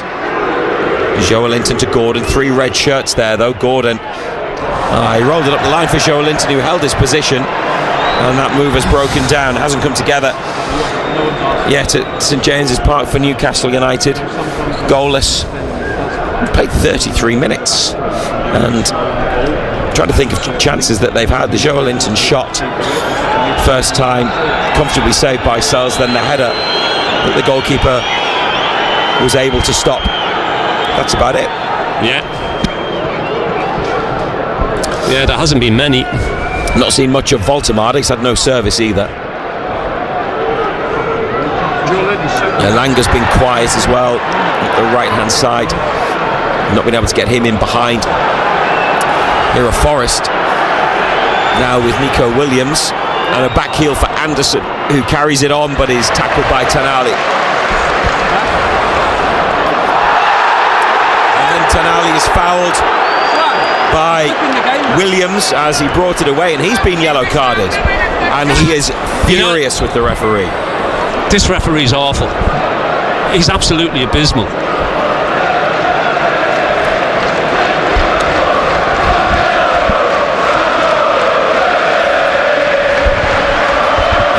the foul on Tonali is the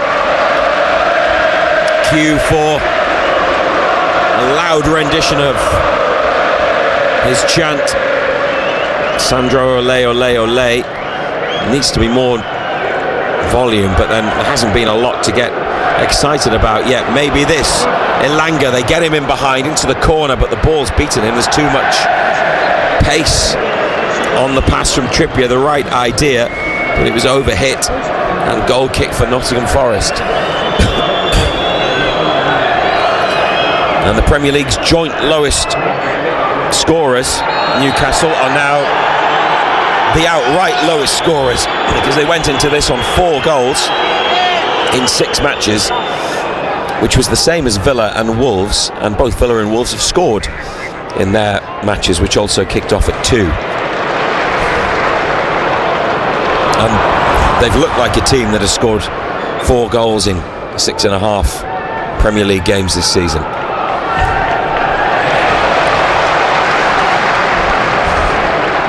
Yeah, there hasn't been many chances, has there? Tonali's down.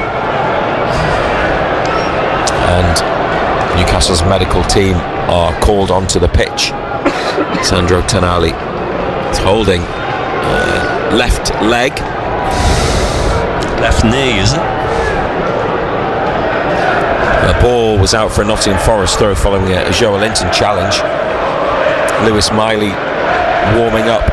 Listen to BBC Radio Newcastle and the BBC Sounds app, where we bring you every Newcastle United match exclusively live.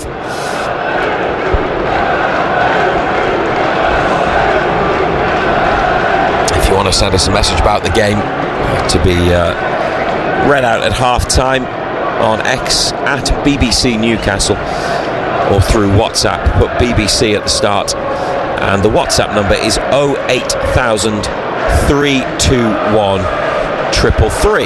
08000 321 333 on WhatsApp. Tonali still receiving treatment. Didn't quite see what happened leading to him going down, unless it was from the earlier challenge a couple of minutes ago.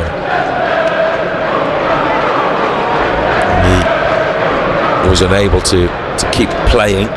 They're still looking at the knee or possibly thigh on his left leg. He's pulled up to his feet, walks over to the far touchline at the east stand. Hopefully he'll be okay to continue. Bit of a limp. Lewis Miley and Joe Willock now doing some exercises in the corner. That's why they make sure Tonali's okay. Newcastle have 10 players. It's 0-0, and they try and get the ball in behind Byrne, and it's Savona, but he can't keep it in. Right in the corner.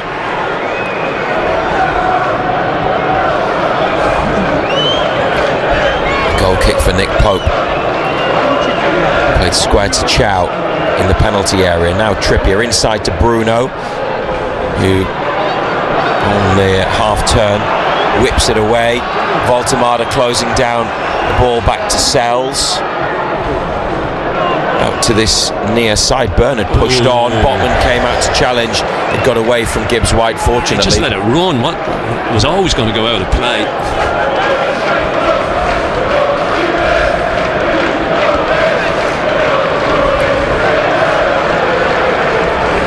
Chow on the diagonal, but not quite enough of an angle on it for Gordon. It's the sort of pass Fabian Schär often plays. He's on the bench today. It's too straight, and it's with goalkeeper Sells. 38 on the clock. Sandro Tonali is back on. Chow wins a header in the centre circle. Anderson is on to the second ball. Savona now to Jair Cunha, and Sells away first time. Chow takes a touch with the inside of his right boot. Botman then controls and back to Pope. Botman goes square. Pope waits and then lifts it towards Elanga, but comfortably beaten in the air by Morato. Not a great deal happening, is there? the other games that started at 2 o'clock have a goal in them. Everton 0, Crystal Palace 1. Gordon, a flick and a spin away from Savona, who trips him. Free kick on the left, close to halfway. No further punishment.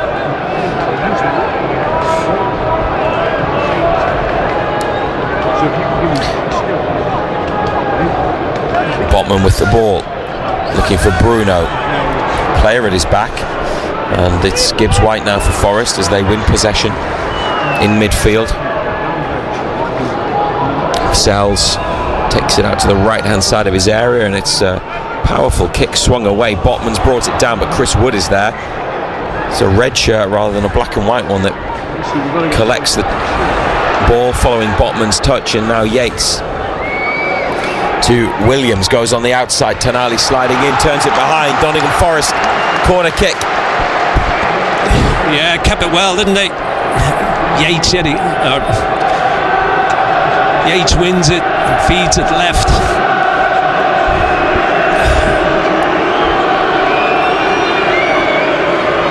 First corner, is it the first corner kick of the afternoon for Forest?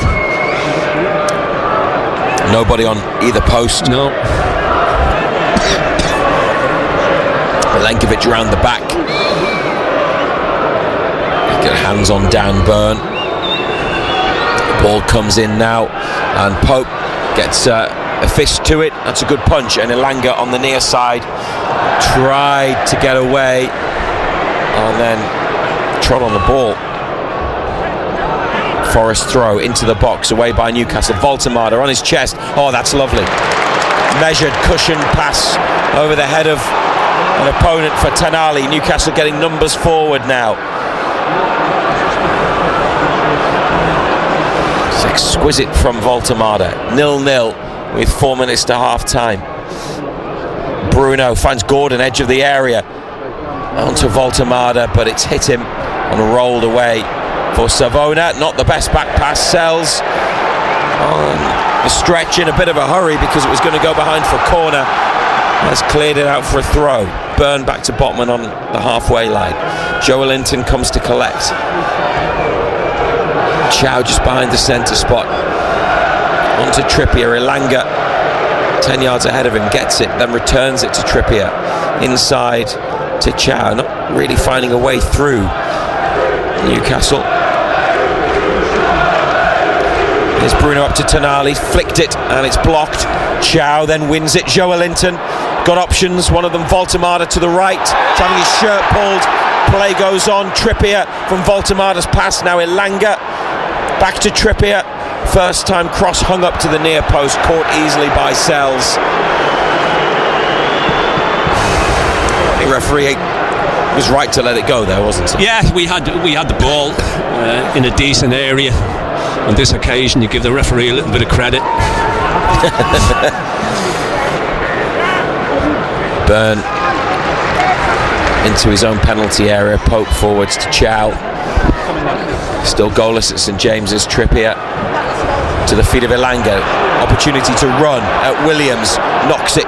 Elanga and keeps going. Turns. Comes inside. Never really in full control after the first touch when he knocked it and ran. Caused problems. Still though, however, Forest get it clear. And Bruno, Voltemada comes deep, gets it. Gives it to Elanga, 25 yards out. Wide to Trippier, back inside to Elanga. And now Bruno. Voltemada goes into the middle. Bruno goes for the shot, which is deflected and then headed away. And it's found its way to Gordon. He comes into the centre. That's a good ball from Gordon to Bruno. Back to Tonali, but it's away from him. Forward ball from Tonali to Trippier on the right wing. Now Bruno, just inside the area. Rolls in Elanga. His cross is headed clear from the near post. Tonali slides at the edge of the box. Bruno has it. The skipper in the penalty box trying to deliver. Elanga put out by Yates. It's laboured, but they are finishing the half on the attack. Newcastle. Bruno's ball to Tenali, back down the line to Trippier, inside to Bruno. This is better, Voltemada for Gordon. And the first touch allowed Morato to clear, puts it into the stands. Elanga takes the throw. Trippier for Tenali. Now up the line to Elanga.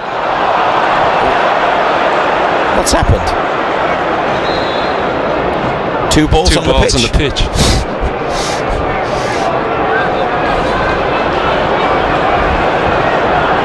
Referee's going to drop the ball. Right boot of Kieran Trippier, moved inside to Joelinton. This is Bruno on the corner of the box. Gordon, Voltemada, still Voltemada. Joelinton blocked on the way through to goal. Out to Tenali. Sandro Tenali, first time with his right foot wide of the left-hand post. And now there are some afters. Voltemada separating players. It's kicking off. I think it's Bruno. The referee wants to have a word. 2 minutes of additional time has been added. Newcastle United 0, Nottingham Forest 0. I didn't see what the flashpoint was, but they had a couple of efforts there. One blocked, it was goal bound, and then the other wide from Tenali. Yeah, came to Tenali. He's capable of hitting them from there as well. Don't know what all that was about. It's all been sorted out. Well, seemingly has been. Into the additional period then.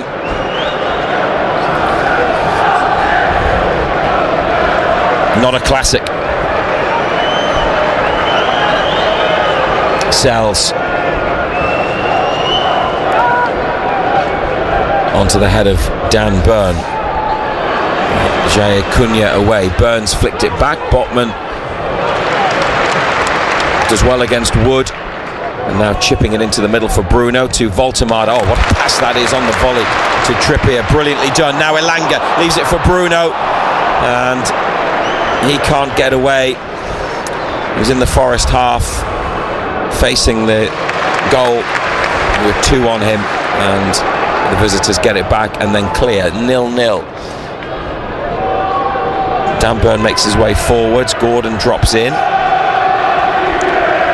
Chow now to Trippier, inside for Bruno.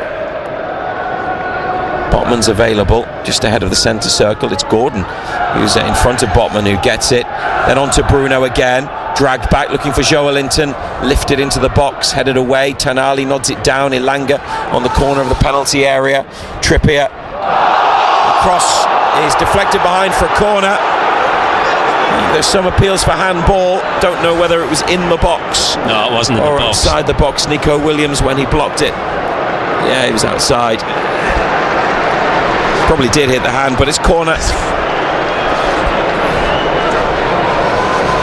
Might be the last piece of play in the first half.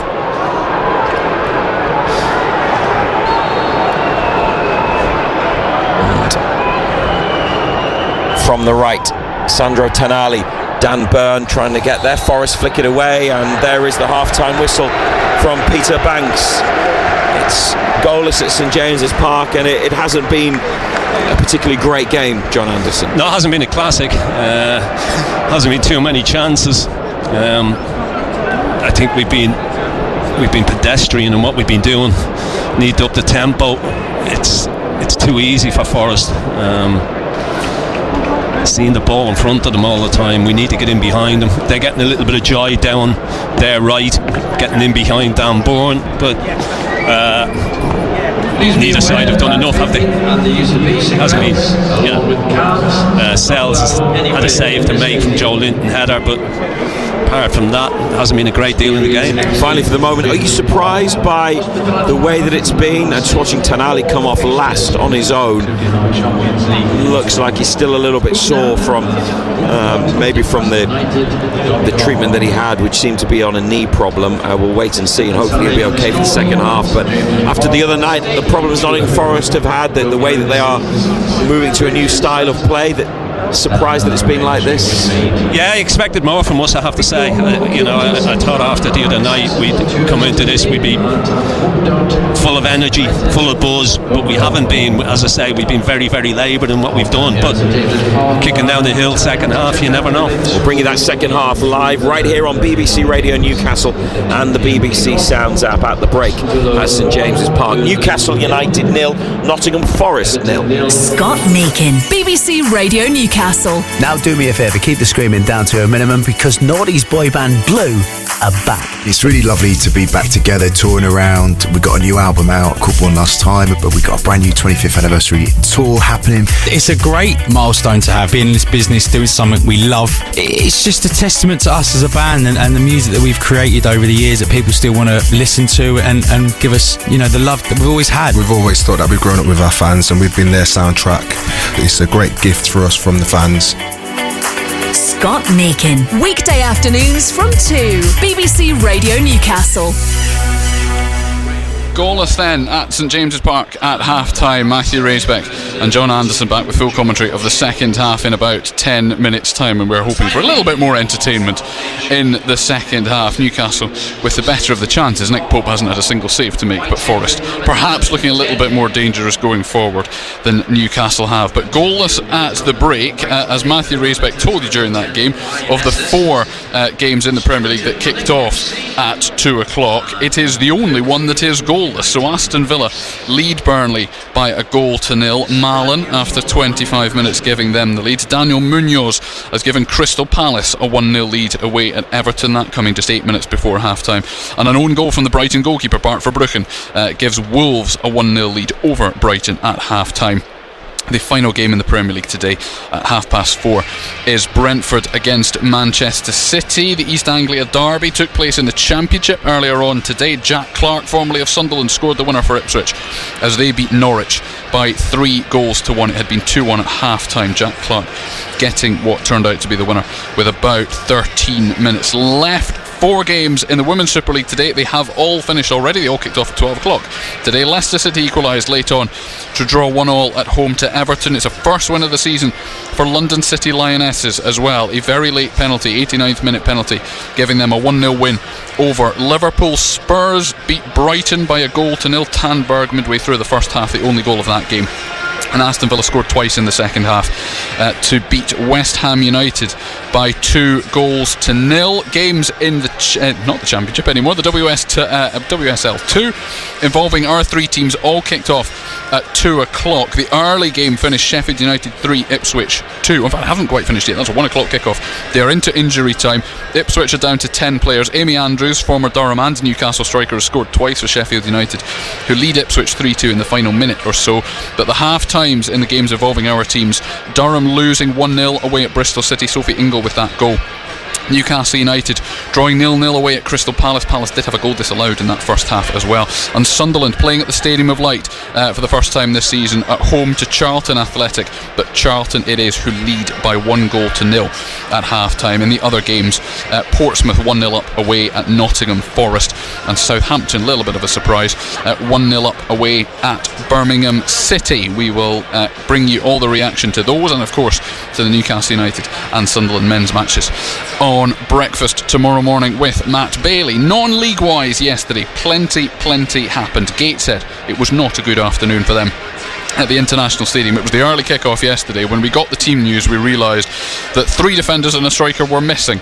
Joe Grayson, Kenton Richardson and Ben Williams, the 3 centre-halves, all injured. Kane Adom also injured. None of them took part, despite all playing against Morecambe in the previous game. Connor Pani, one of the makeshift centre-halves, was then stretchered off with an injury in the first half, and Curtis Edwards, so crucial to them in the middle of midfield, limped off early on in the second half as well. It was not a good afternoon all round. Here is their manager, Alan Armstrong. I'm gutted for the lads, to be honest with you, and that's what I've said to them. Really proud of them, because there's a lot of good young players in there that are learning, and they've just had to deal with setback after setback due to injuries. We rock up on Thursday, loads more injuries, no fit centre halves whatsoever. We try to get a couple in, no joy, because it doesn't help that we haven't got the money to bring anyone in. So you work with what you've got. You ask Fenton John to play right back, Flinty centre half, Panny centre half, and to be honest, I thought they were brilliant. I thought they were really, really good. Were good value for our lead. We should have been 2-0 up. We should have had a clear penalty. And then Panny, what it looks like at this moment in time, is ruptured his Achilles, which could be a season ender for him, which is unbelievable because he's done so well and he's just grown in stature. Fingers crossed it's not, but it doesn't look good for the kid. And I think everyone was a little bit set back there. And then you look at, we're trying to hold on till half time to try and organise it. People might say you should have put Carl Johnson on. He's been really, really poorly for the last month, and he had 28 minutes in him max. So there's reasons why people never went on, why people aren't playing. And then I'm looking at the centre-back pairing during the game with Frank and Flinty, and I just had to have a chuckle at myself and just think, what on earth is going on? But they just kept going. The lads kept going, and disappointing with the goals conceded.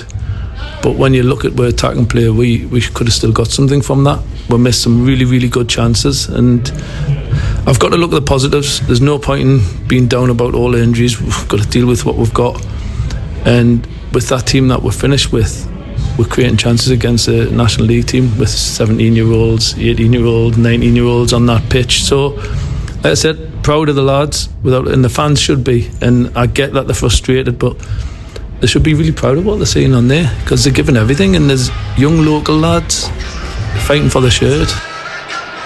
They are firmly mid-table, Gateshead in the National League, 14th, 5 points off the relegation zone and 5 points off the playoff places as well, having played 14 games of what is a 46-game season. South Shields, though, have played 10 in the league and are still unbeaten. A brilliant 2-0 win at home to Chorley, who started the game third as well yesterday.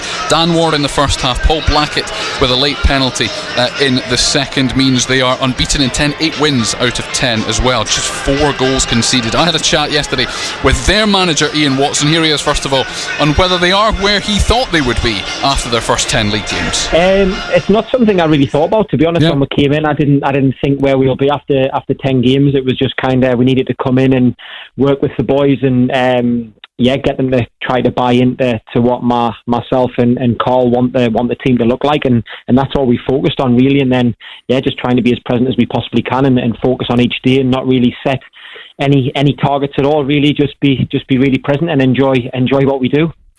Nice to be top of the table, and I guess nice to keep another clean sheet against a pretty high scoring side in league table terms in Chorley as well. Yeah, we spoke about that when Carl and myself took the job. We spoke about how we wanted to be really sort of hard to score goals against, and Carl does a lot of work with the boys out of possession, so he deserves a lot of credit for that, and the boys really buy into what he wants them to do, and they run a lot for him, and we're aggressive without the ball, and we've got a real pride in not conceding goals, and that gives us the foundation and the base to go and be really good with the ball and try and dominate games with the ball as well. And just finally, you'll have heard Alan Armstrong there talking about the importance of the FA Cup from a financial perspective to Gateshead, obviously a club that you know very, very well. South Shields maybe not with the same restrictions on resources, but there is still huge prestige in being at your level and in the final qualifying round of the FA Cup next weekend, with a chance to, who knows who you could draw in a first round game. Big weekend next weekend. Yeah, of course. We really want to do well, and we want to progress in the FA Cup. And every single game, like, we're so privileged to work in this game and be part of this game. So we don't want to take any game for granted, and we don't want to not look forward to any game. We have to look forward to every game and understand how lucky we are to be involved in football. And if we don't do that, then we shouldn't be in the job. So just really look forward to every game, whether it's FA Cup, League, but we want to win, and we want to progress as much as we can.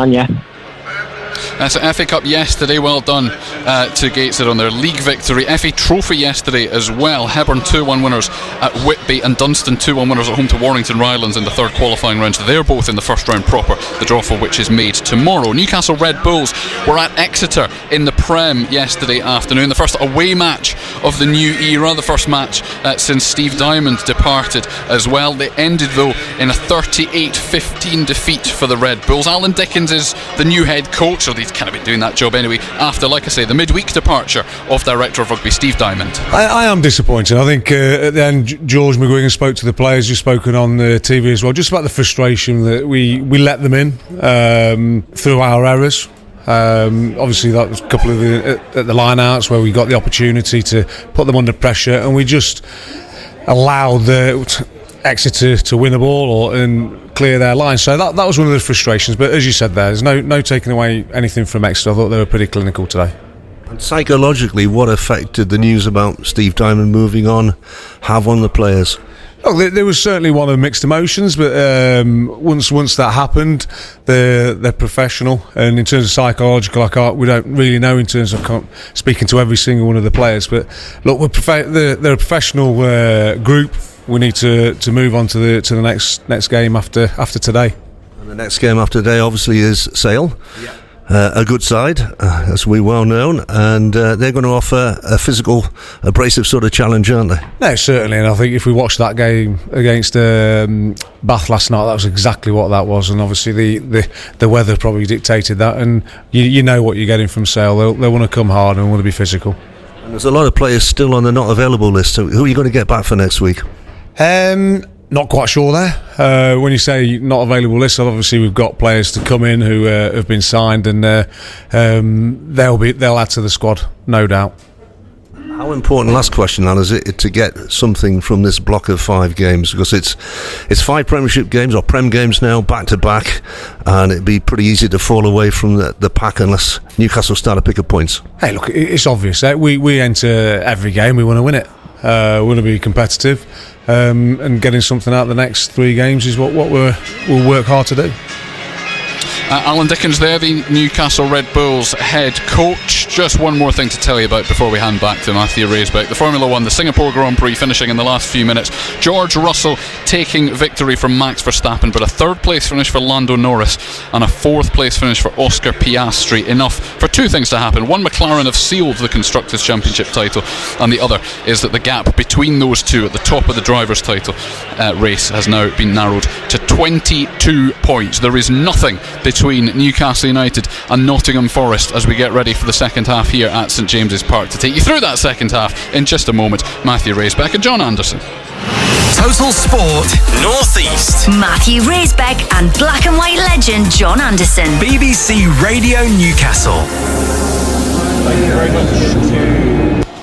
Right, and now we are ready for the second half, where we will be when the players emerge, because Newcastle and Nottingham Forest remain inside the changing room, 0-0 after 45 minutes. Hopefully the second half will be better, will be more enjoyable.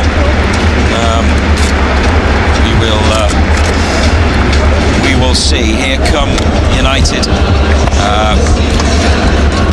Doesn't look like there are going to be any changes at half-time. Tonali is back out there, which is good. And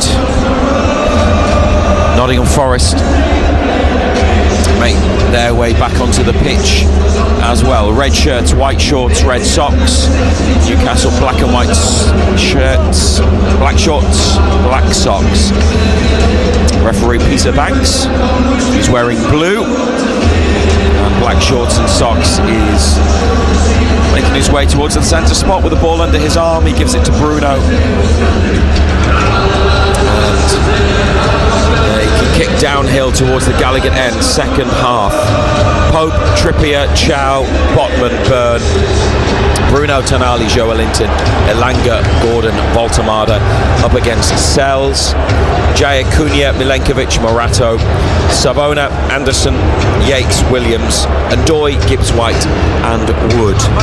Hopefully it will be more entertaining than the first half, John Anderson. Yeah, it needs to be an improvement, need to up the tempo, need to create more. Well, they've kicked off Newcastle and started positively. Tonali finding Elanga on the near side. He's played it in towards the box at an angle, but straight to a red shirt. Man of the match the other night. Looking for key contribution from Elanga today. He's not the only player, but things haven't quite come together, have they? yet. Forest throw, Trippier header, Yates belts it forwards. Pope leaves his penalty box, takes a touch, not the easiest ball to control, and from the corner lifts it away. That's a header from Elanga straight to Yates. Trippier's got it, and up it goes, and then out on the near side from Kieran Trippier's forward ball.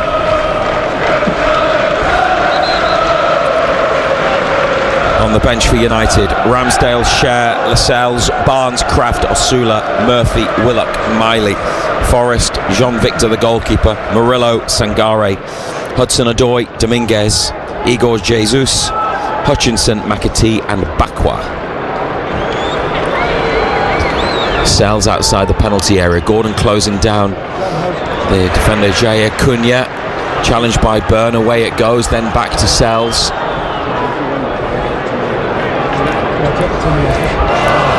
Both of these teams played European football midweek. Newcastle Wednesday, Forest Thursday. And there's been definitely a lack of intensity about the play today. United unchanged. Forest made 4 changes.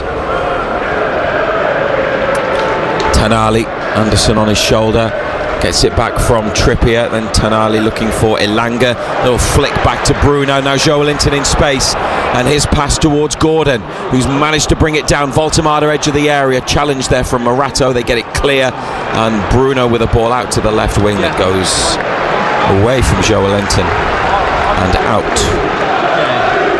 No, it still hasn't been that spark, is it, so far? Only a couple of minutes gone in the second half, but we need to be better. BBC Radio Newcastle and the BBC Sounds app. And going to be another Nottingham Forest throw on the far side. In the right back position, flicked on. Botman is covering, decides to keep it in. Joelinton comes short to get it, scooped inside to Bruno, tries to get between two bodies, draws the foul, plays the free kick. Voltemada deep,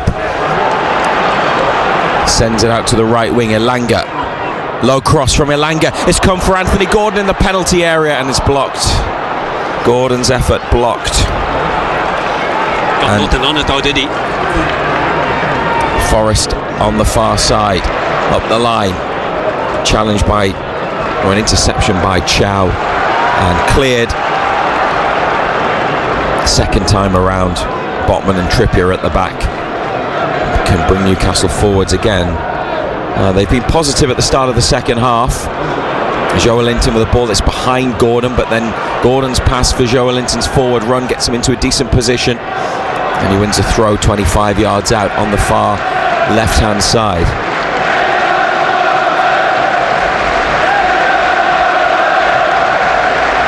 Malik Chow, centre circle. Kieran Trippier gets it. Up to Elanga, back down the line to Trippier, inside to Tonali, Wood on his shoulder. Here's Elanga to Tonali, then Elanga again. Ball gets away from him. Elanga chasing back. Anderson caught by Trippier on the halfway line, and free kick is the decision. Sometimes Elanga's technique and control can feel a bit loose. He hasn't got the space that he got the other night. He was afforded so much space the other night that Forest just aren't giving them that today. So if you're not doing it, you've got to do something else. Williams to Anderson in between two Newcastle defenders, but it's now back to Pope, and they go long towards Gordon, headed away and then chested down by Sven Botman. That's a good ball for Trippier, and Elanga gets on his bike. Trippier rolls him in the corner. Elanga on the outside of Williams, and the cross turned behind by Morato.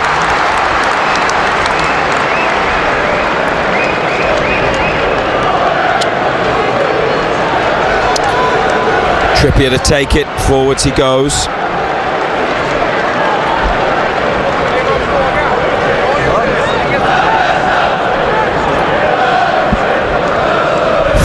4th minute of the second half. Trippier to Elanga and back again. The ball back to Trippier. Favoured the defender. And Elanga's now trying to claim a foul, having challenged for it. It's sloppy play. Byrne being held by Ndoye, and the referee finally blows his whistle at the other end of the pitch. And Newcastle take the free kick, rolling it into midfield, and Joe Linton for Gordon gets his head down and goes, and is still going Anthony Gordon, and it's a cross into the 6-yard box. Voltemada! Oh, what a block that is!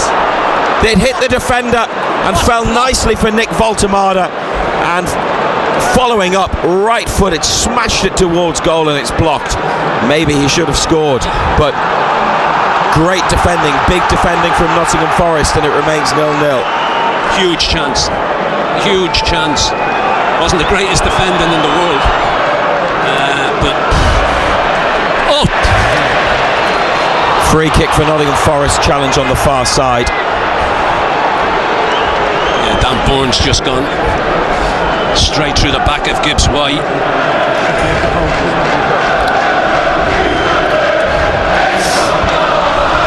0-0 still on BBC Radio Newcastle and the BBC Sounds app. It was Morata who gave it away, but he made up for it with the block. Anderson with a good ball, good technique to find Williams on the near side. Then Anderson looking to play it in behind Chow, but he read that situation, and Ndoye is with him. Chow back to Pope and away from the goalkeeper, long to Voltemada. Milenkovic has won it, then Tonali gets it back. Trippier to Bruno, onto Tonali, well played. Tonali for Elanga, 2 in the middle. This is a big moment. Anthony Elanga. He's got to be quicker. He's got to whip it. He's got away, and he waits and he gives the defender the opportunity to get back and get a block in. He's got to do better there. It will be a corner kick to Newcastle United, but it could have been more.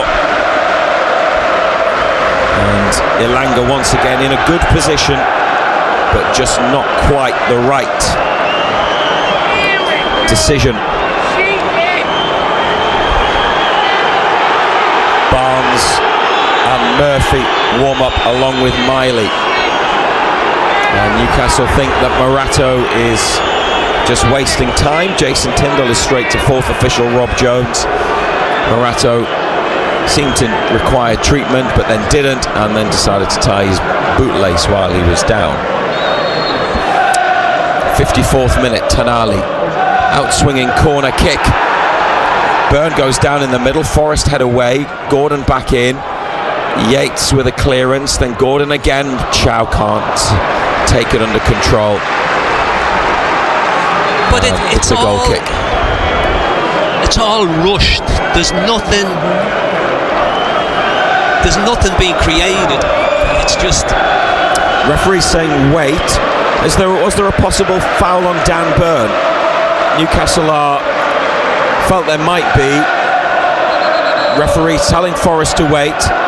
VAR are having a look. We don't have the graphics yet for a full VAR check. And now the match is going to resume while they had a quick look at that. Challenge on Byrne in the box, 0-0. Tonali header. Voltemada. Milenkovic all over him. Well, 52,000. And Eddie Howe can't believe it. Howe with his arms outstretched, wondering why no decision was given there. It's gone for a Newcastle throw on the left wing. Now back to Botman on halfway.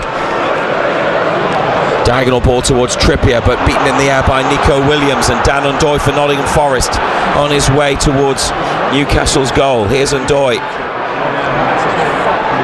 to Williams, and it's a comfortable save for Nick Pope. Williams started that attack, got up in support, but his tame effort, left-footed, just inside the box, easily saved. 0-0.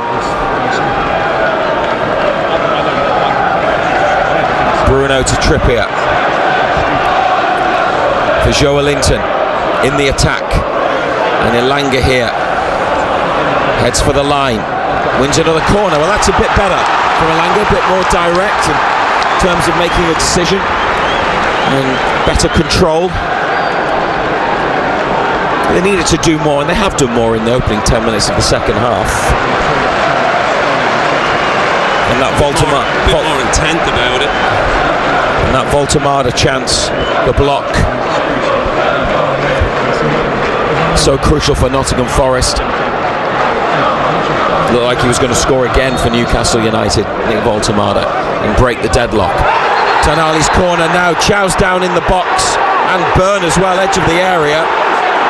And well, there is real fury in the stands at the way that Nottingham Forest are being physical with Newcastle United. The ball was played in, the referee stopped it. But if the challenge happens before the ball's in play, then there's nothing that can be done. Referee wants to talk to a couple of players, Dan Byrne included. Now Newcastle turn on the referee just as the Forest fans did in the first half. As twice Dan Byrne's been dragged to the floor.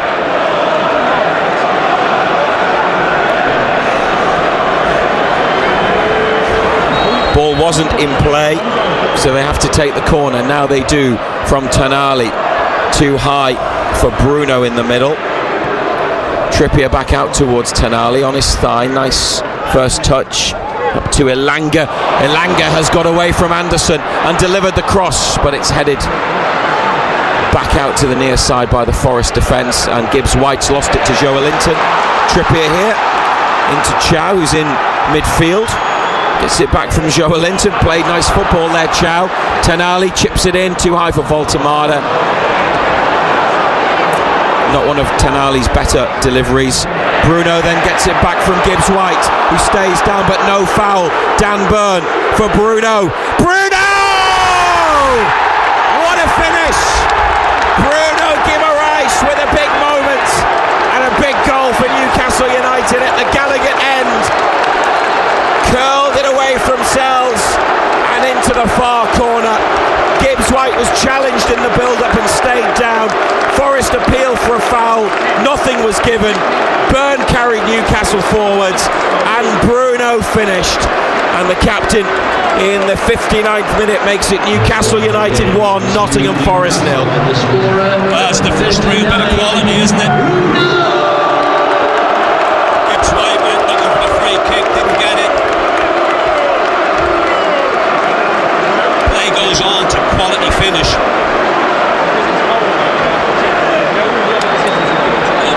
Bruno with Gibbs White. What do you think about that challenge? Because you've just seen it back. Is there a foul? That could be looked at. So you think VAR might overturn this? Bruno involved, both with the challenge. Goal is given. Goal awarded by referee Peter Banks on field, and Chris Kavanagh, the VAR, decides that it doesn't need a review. So the original decision stands. Newcastle lead 1-0. And they needed that. Yeah, as I said, it's the first real bit of quality that's been in the game. Tonali now for Voltemada. He drags it back and is being pulled by Milenkovic. Now Voltemada takes the quick free kick out to Captain Bruno, who's got it under control here, dragged it back and then lost out to Morato. He plays a quick one, referee's not ready. Ball was moving, he says.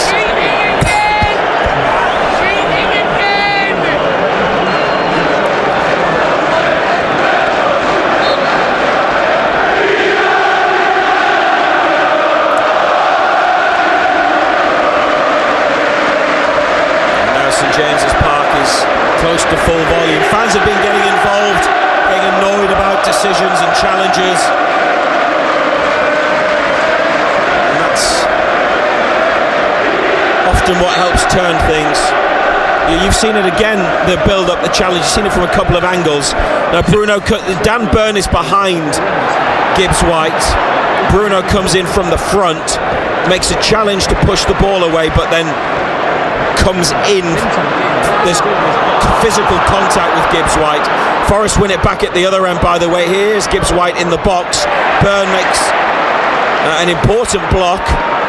Danger's not clear though. Yates. And now a cross looking for Wood. Headed away by Botman in front of the post. Williams. Forest is offside, Savona, and now the flag goes up. Chris Wood's had. He had one last week against Sunderland that he put wide from a couple of yards out, and there he's headed it up, but not necessarily towards goal. It's more gone away from goal, like back across the box. He would have been offside anyway. In fact, he didn't head it, he missed it, it came off his leg. Came off his heel. Went to head it, looked like he was stooping trying to head it, and it hit his foot. Wood there does well on this occasion to find Ndoye just outside the penalty area, and Yates forwards from midfield heads it into the hands of Pope comfortably. Newcastle 1, Nottingham Forest 0. Just going back to what I was describing, the Bruno challenge on Gibbs White in the build up to the goal. The more you see it, you seem more convinced that it should have been it's looked at properly. No, I just think it's a coming together. You know, you get football and coming together. Not all coming together are free kicks. Forwards up the right, looking for Elanga, but picked up by Sells.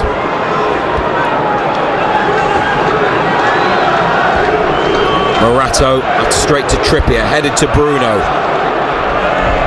who takes a touch, and now Tenali. Elanga here, got a man at his back, finds Tenali again, sidesteps one Forest defender, plays it to Joelinton, who gets a return ball from Gordon. Now Bruno on to Trippier. Newcastle United in a good position. Elanga in the penalty area, back out to Bruno. Voltemada wants it back stick. Bruno to Elanga. Oh, Elanga's hit his shin as he tried to play the 1-2. Now Ndoye gets a free kick. It's Tenali who blocked him off, although there was a bit of help there from Elanga.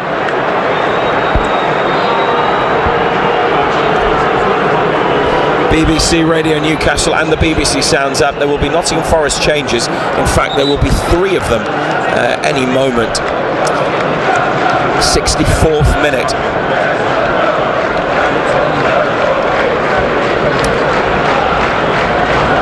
And now they are made. Chris Wood, his last involvement there.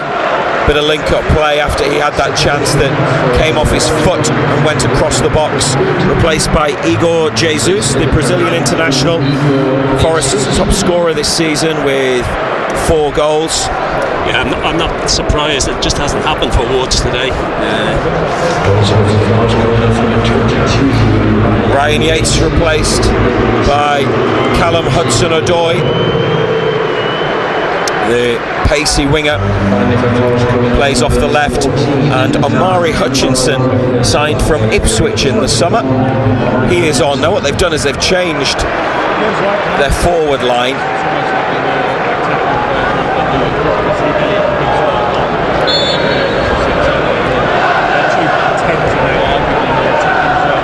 Nottingham Forest, and they're looking for Igor Jesus immediately behind Chow. Nick Pope is there. This is Tenali. Got it in an area where he was surrounded by red shirts, but back to Trippier, and now Botman over to Byrne. Played against a Forest attacker, and away by Botman and out of play on the far side. Newcastle have a 1-0 lead.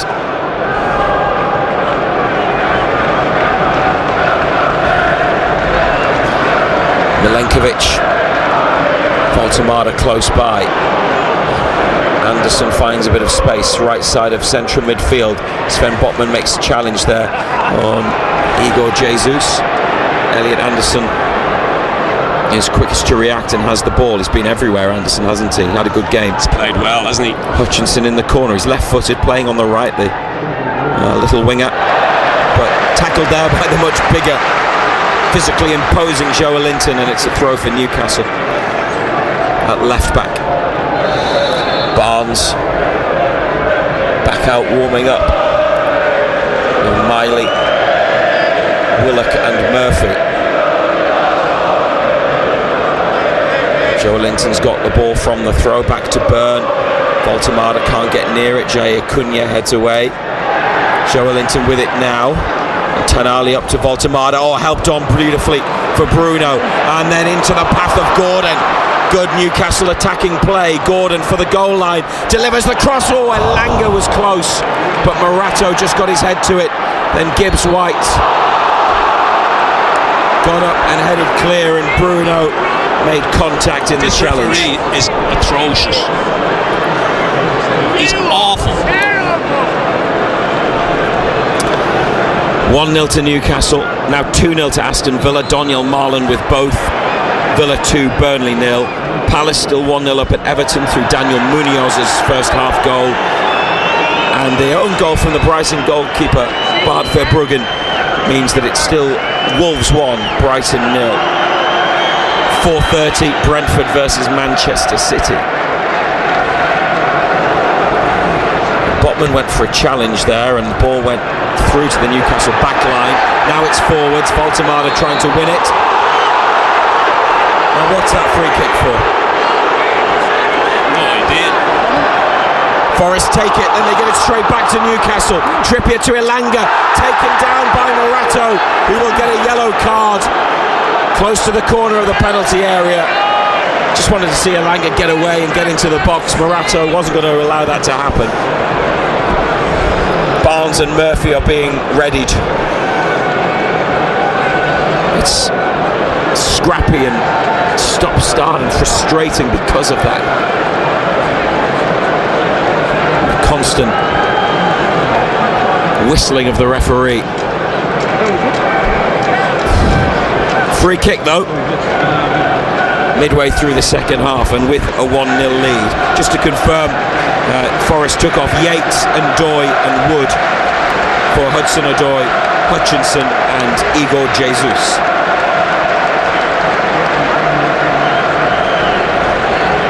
And Gibbs White's dropped into the midfield. Ange Postecoglou watching with his arms folded.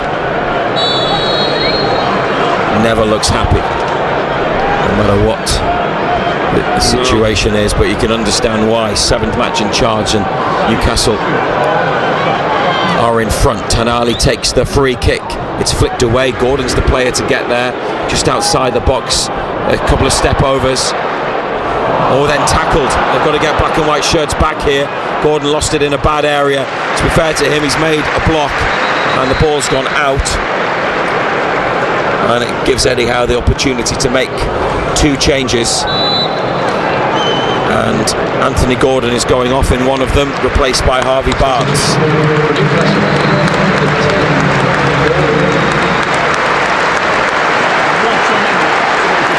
Jogs over to the near touchline. And in another straight switch, Anthony Elanga against his old club is leaving the pitch to be replaced by Jacob Murphy. Yeah, it hasn't happened for Elanga, has it? Nowhere near the standards that he was at the other night. Shake of the head from Gordon, looks frustrated with his afternoon. They're part of a combined effort that has, with 20 minutes remaining, Newcastle a goal up here on BBC Radio Newcastle and BBC Sounds. Joe Linton has fouled Anderson as he tried to give him the slip. 3 Forest players in the book. No yellow cards for Newcastle yet. Joe Linton's had a few challenges that maybe in their own right would have warranted a yellow. Exactly.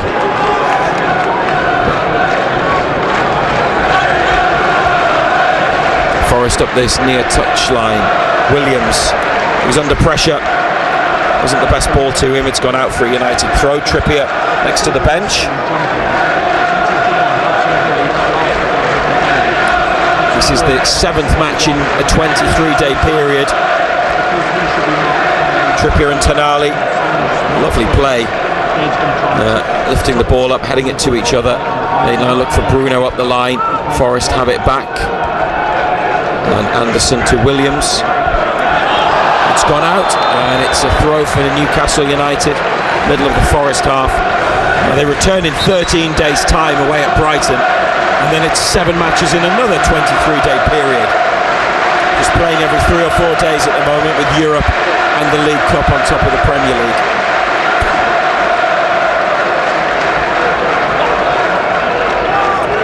Trippier to Voltemada, then back again. Can't hold it this time. And Gibbs White away, but chested by Chow. Uses his size to keep the ball. And Anderson has caught Tonali after the referee let play go. It's one of these where, because this referee lets it go for 2 or 3 seconds, a bit like with the delayed offside flag, that you let it go and someone will get injured because the whistle isn't blown immediately. But he's just a poor referee.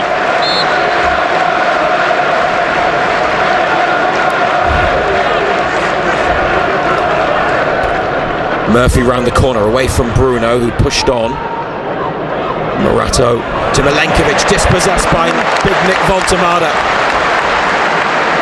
Back to Botman, Burn on to Joelinton. Here's Harvey Barnes for the first time since coming on. Can he do what he did the other night and have an impact, where he scored the 4th goal? Linking up with Bruno, Barnes in the area. Oh, and Forrest has gone behind for a corner. Got in a bit of a tangle at the back.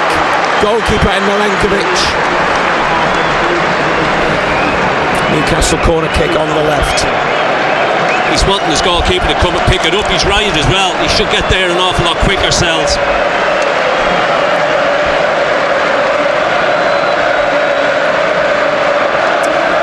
'73rd minute.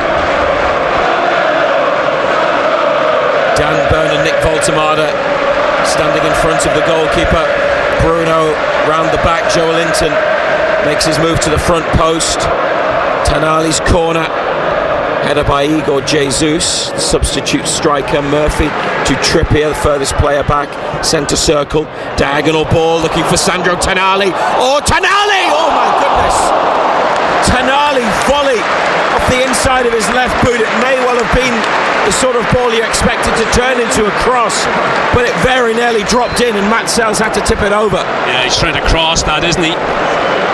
He nearly catches Sells out, gets in behind, good ball Trippier, and he's trying to play that across goal, gets it all wrong.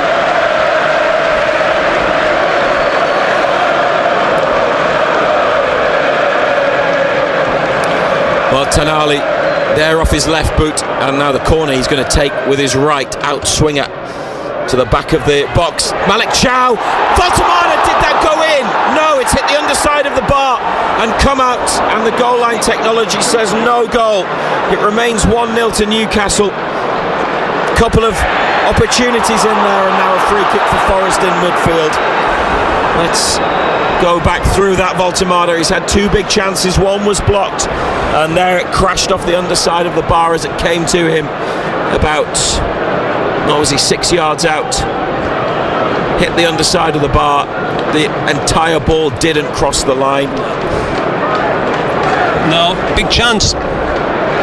Reacts well, doesn't he? Yeah, in fact it didn't even hit the line, it bounced down ahead of the line.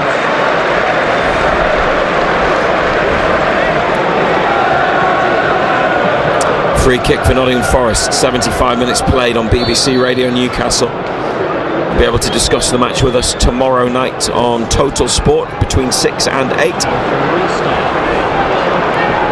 Forest, good cross from the right. They haven't dealt with it, United. Then there's a challenge in the penalty area, and some Nottingham Forest appeals, and it's offside. It's brought back for offside against Igor Jesus. Amari Hutchinson was challenged, but offside goes back to an earlier call rather than the tackle. So whether he thought it was a penalty or not doesn't matter. Yeah, he is offside. Hutchinson was offside actually ahead of Igor Jesus. Correct decision. Yeah. Again. Yeah.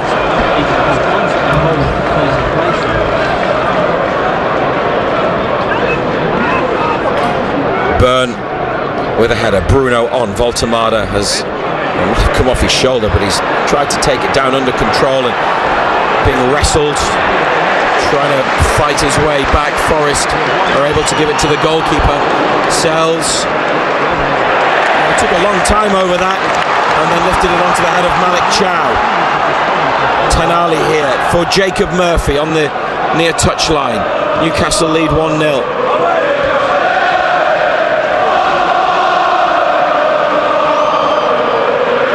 Voltamada, Ole Ole Ole is the song they have for him. Anderson with a trip on Joe Linton, but a role reversal there. I'd love to know how many free kicks there's been in this game. I'll try and find out for you. Murphy takes it inside, Nico Williams. Jacob Murphy's done well, threads it through for Bruno, but eased out of it by Milenkovic, the strength of the big defender. Was what Nottingham Forest needed there, and they're making another change now. Dylan Bakwa, who is a forward they signed for 30 million from Strasbourg on transfer deadline day.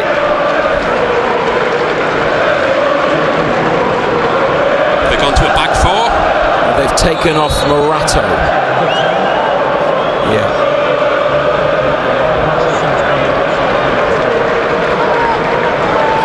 And played out short. Back to Milenkovic, swung away. Tanali header. Williams with a header. Then Tanali gets his boot to the ball. It finds Voltamada. And Murphy couldn't take it forwards under control. Forest have it back edge of the penalty area. Gibbs White. Tanali intercepts. Joe Linton looking for Tanali. Here's the opportunity. Sandro Tanali. Jacob Murphy. He could hit it. He does. It's blocked. Williams might have hit him just in the chest there. Jacob Murphy on the near side, given away, looking for Trippier. Hudson-Odoi with good feet to get away. Newcastle have to defend carefully here. Callum Hudson-Odoi into the penalty area on the outside. Hudson-Odoi, Pope spilled it, and Botman tries to clear. It's gone across the penalty box. Joe Linton's header and a throw near the corner flag. Unbelievable feat. Back in play, but they've gone back towards midfield and now halfway with it. Forest. 12 minutes remaining. There's one goal in it last season, but it was 4-3 this fixture. Now it's 1-0 in Newcastle's favour. Bruno Guimaraes the scorer. Elliot Anderson finds Callum Hudson-Odoi. I was just thinking I hadn't really mentioned Hudson-Odoi, and then he goes and does that. Here's Gibbs White. The substitute Bakwa, and over the top from Gibbs White from just inside the area. 28 fouls committed in the match in total. Seemed an awful lot more than that.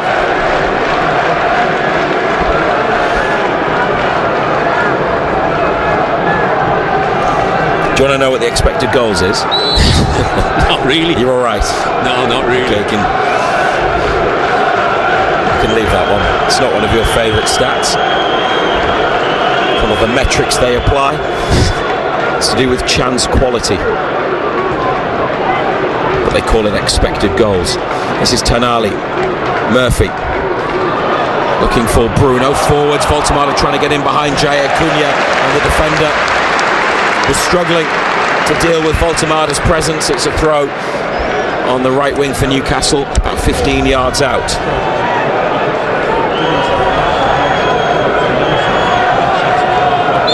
Burnley have pulled a goal back.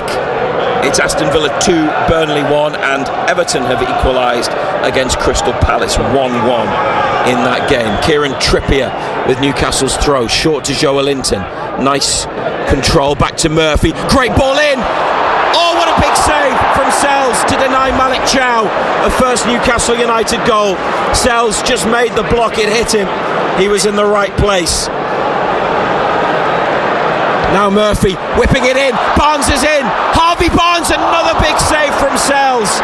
Murphy saw a gap, whipped it in to the near side of the box where Barnes made the run, and Sells was off his line. Barnes took it under control, released the shot, but the goalkeeper smothered. Great save. It's a great run. That's 2 top saves he's made. Chow with his left boot onto the left boot of Sells to beat it out, and then Barnes from about 8 yards. Sells got down and made the block at quite close range. Big goalkeeping. Newcastle 1, Nottingham Forest 0. But they could have had a crucial second there from either of those opportunities. Now given away by Forest. Joe Linton to Barnes, decides to go out to the left touchline, back to Byrne, chip forwards. Voltemada chasing, gets there before Milenkovic, but didn't really have it under control. Now, Elliot Anderson, penalty! Elliot Anderson's given away a penalty on his return to Newcastle United. Voltemada had it in the corner, won back by Milenkovic, who played it inside in the box towards Anderson. But Newcastle got there first. And then the challenge from Anderson was a bit loose. He just didn't know that Bruno was coming in, and he clattered him. And Peter Banks has pointed to the spot. And Nick Voltemada, who wanted to take the penalties in Brussels in the Champions League on Wednesday, has grabbed the ball. But for a VAR check, it's a penalty for Newcastle. And Voltemada with the opportunity to score from 12 yards. It's a nailed-on penalty. It just gets away from Anderson, doesn't it? Tries to retrieve it and he just takes him out. Matt Sells has come sprinting to the touchline to speak to a Forest member of staff. Maybe he's looking for information about Voltemada's penalty position, penalty technique. I think there's just been a yellow card for Gibbs White. Definitely a Forest player, could be someone else. We'll confirm that in a second. But having just had 2 big chances, saved by Matt Sells, Chow and then Barnes. Voltemada hitting the bar and having one blocked in front of goal in the second half.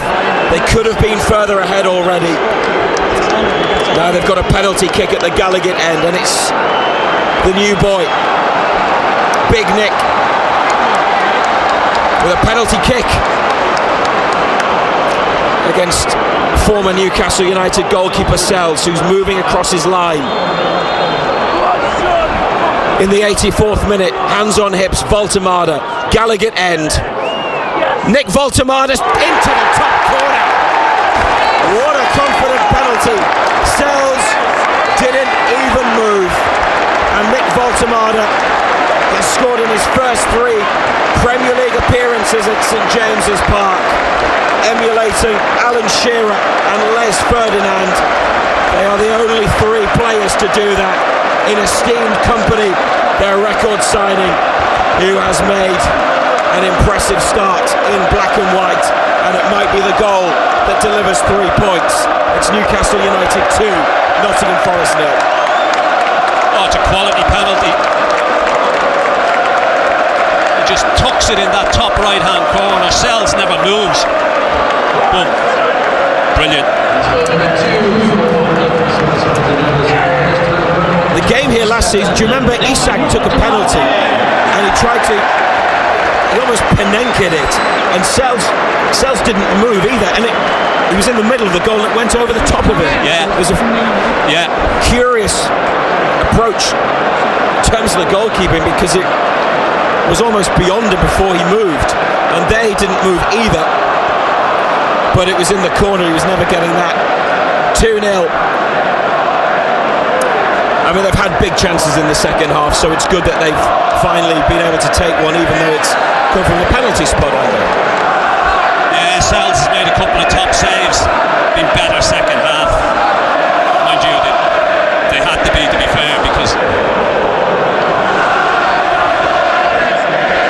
you might be able to hear the chant, and it's not coming from the Forest fans, or it might be, but it's definitely coming from the Newcastle fans and Ange Postecoglou. You're getting sacked in the morning. That's what his own fans were singing to him after they lost in the Europa League on Thursday.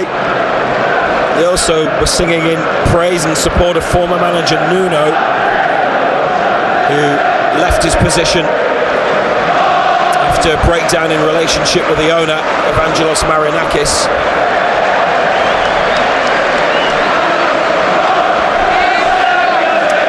Newcastle United 2, Nottingham Forest 0. 4 minutes of the 90 to play. Bruno and a Voltemada penalty.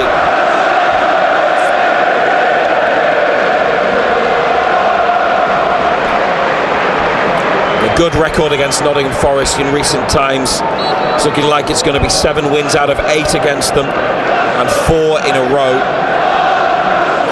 And Elliot Anderson gave away the penalty, but he's had a fine game in midfield, hasn't he? He's done very well.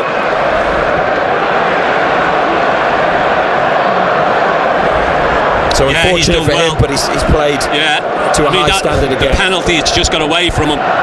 Little ball played into him, his touch was heavy, got away from him. Tried to retrieve the situation, just dived in. Byrne with a header, Tonali a clearance, which takes a deflection off a Forest player on the far side, now into the middle.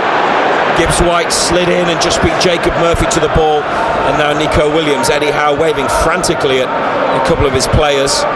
They've made 2 changes, and there's going to be 2 more for Newcastle, Miley and Osula. We won't have long.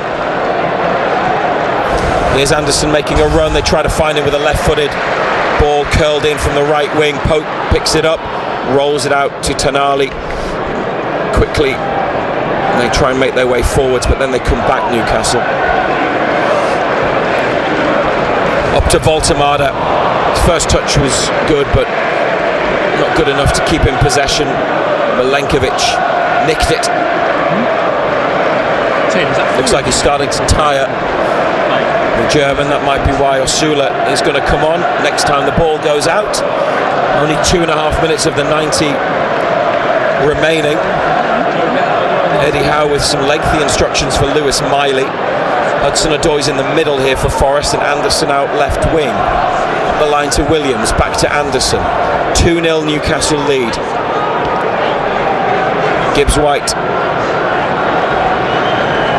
in the Forest half in the centre circle. Savona here. Bakwa intercepted by Tonali. It's Forest possession, and then they win it back again. And the 2 boys who have been waiting to come on are still waiting. Omari Hutchinson to Nico Williams, tries to get away from Bruno. Finds a pass to Gibbs White up the line. Forest trying to get one back, and a deep cross, Murphy on his chest, and he lifts it away. At this rate, Osula and Miley might not get on. Here's Williams back to Jair Cunha.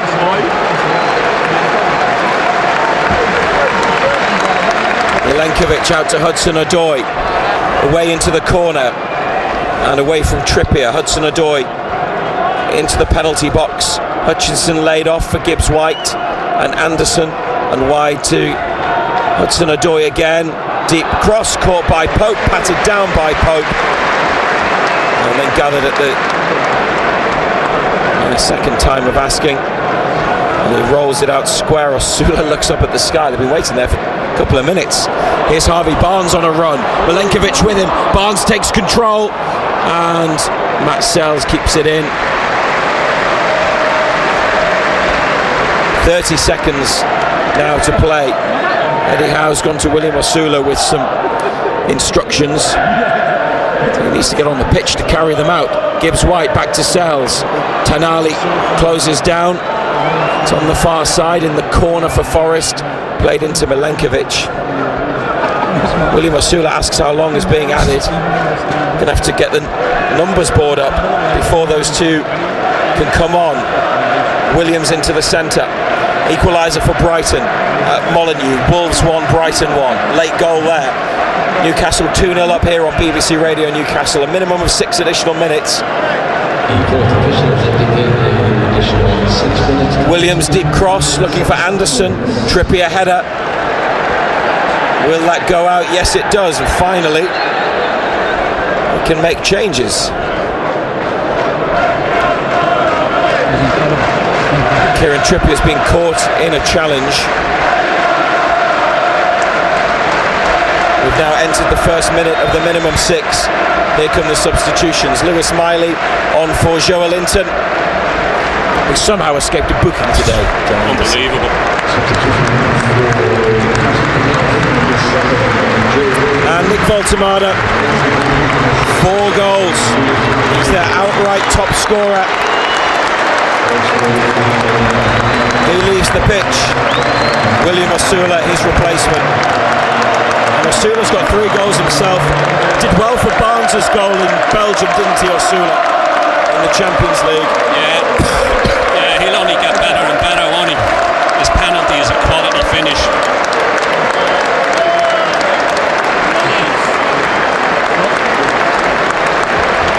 On come the 2 youngsters. And they have about 5 minutes to see out. Might play on a little bit longer, the referee. Hutchinson dispossessed on the goal line. Trippier away and Osula full of running. Trying to get after that ball. Jay Cunha back to the goalkeeper. Osula goes off in pursuit and in hope of closing him down, getting it back. You're right.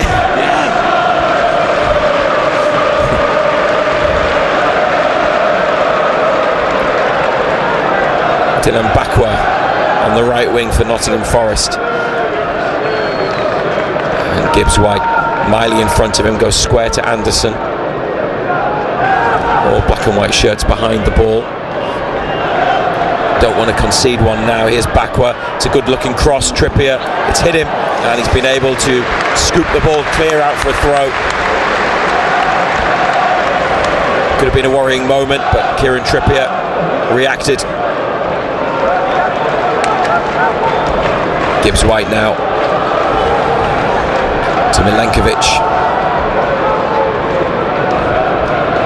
Savona up the line and Bakwa taking on 2 black and white shirts. 93rd minute on BBC Radio Newcastle, and they are close to their 2nd Premier League win of the season. Gibbs White, edge of the area. Hutchinson, fair challenge. Miley for Bruno. Are they able to get away? On for Tonali, looking for Osula. Murphy has made the forward run. Osula plays it into the feet of Murphy. He's done well, wants it back. Oh, it's just missed him. And Gibbs White sliding in has helped his team out there, even though the clearance after Gibbs White's interception wasn't very good. And Chow is penalised for a challenge in midfield.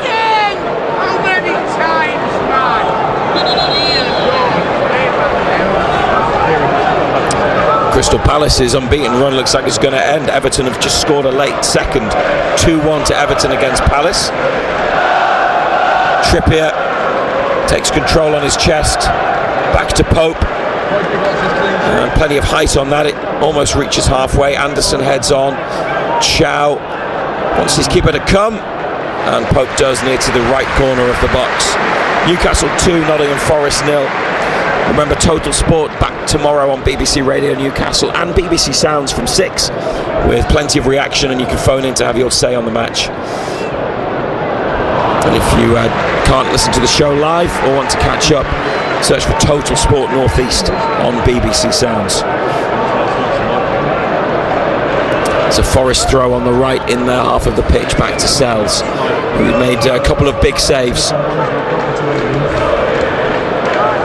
But Newcastle have beaten him twice. And the Premier League's 2nd best defence, Newcastle, with 5 conceded, only behind leaders Arsenal, who've led in 3. Crystal Palace have now conceded 5 with the 2 today. Looks like they're going to get another clean sheet. But still a couple of minutes remaining. Hutchinson for Forest. Hudson-Odoi. Level with the edge of the box. Bruno slides in, then Trippier makes a challenge. They haven't won the ball, but they've stopped the initial attack. Hudson-Odoi in possession again. Now Anderson, right-footed curling cross deep to the back of the area, headed over, then headed out by Botman. And United push up, and look who's leading the press in the 96th minute, Sandro Tonali. And how often do we see that in the dying stages? He's still full of running into the penalty area. Chow away, Botman away. Now Bruno wanting to go forwards. He's got 3 around him. It's back to Trippier. Now Murphy and Osula making a run. Murphy goes between 2 and still going. Jacob Murphy. Still Murphy. Might do it all alone. Jacob Murphy! It would have been a special goal. It was straight at Matt Sells. Osula wanted it just to be rolled in so he could go and have the chance to score. But that shot and that save is the last action in the match, and Newcastle United have their second Premier League win of the season. The final whistle is blown. They've beaten Nottingham Forest by 2 goals to 0 here at St James's, and they've moved up the table from 15th to 11th, and the Premier League standings have a better look about them from a United perspective. 2 goals in the second half.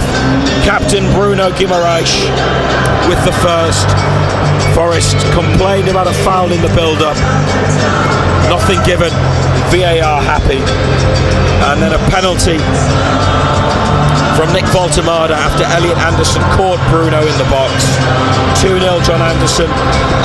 And after the disappointment of last Sunday in the dramatic defeat by Arsenal, 4-0 away win in the Champions League, 2-0 Premier League home win. It's been a good few days with a couple of big results. Yeah, big result. I mean, second half performance was better. Sells made a couple of top saves with his feet to keep the scoreline, but it was comfortable in the end. They bossed the second half. They needed to be better in that second half. That's exactly what they were. Deserved wins. Yeah, the first goal, we did talk about it at the time. I think you understood why there was some Forest appeals, but VAR, who will have seen it more clearly than we have and more often, we're happy that there was no foul by Bruno on Gibbs White. And are you of that view now as well? I thought it was just a coming together. But I would say you've seen them given, especially by this referee, who's an absolute nightmare, by the way. He just loves his whistle. But look, it wasn't. And it was the first bit of quality in that second half. Well, it's the first bit of quality that was in the game, because the first half was really poor.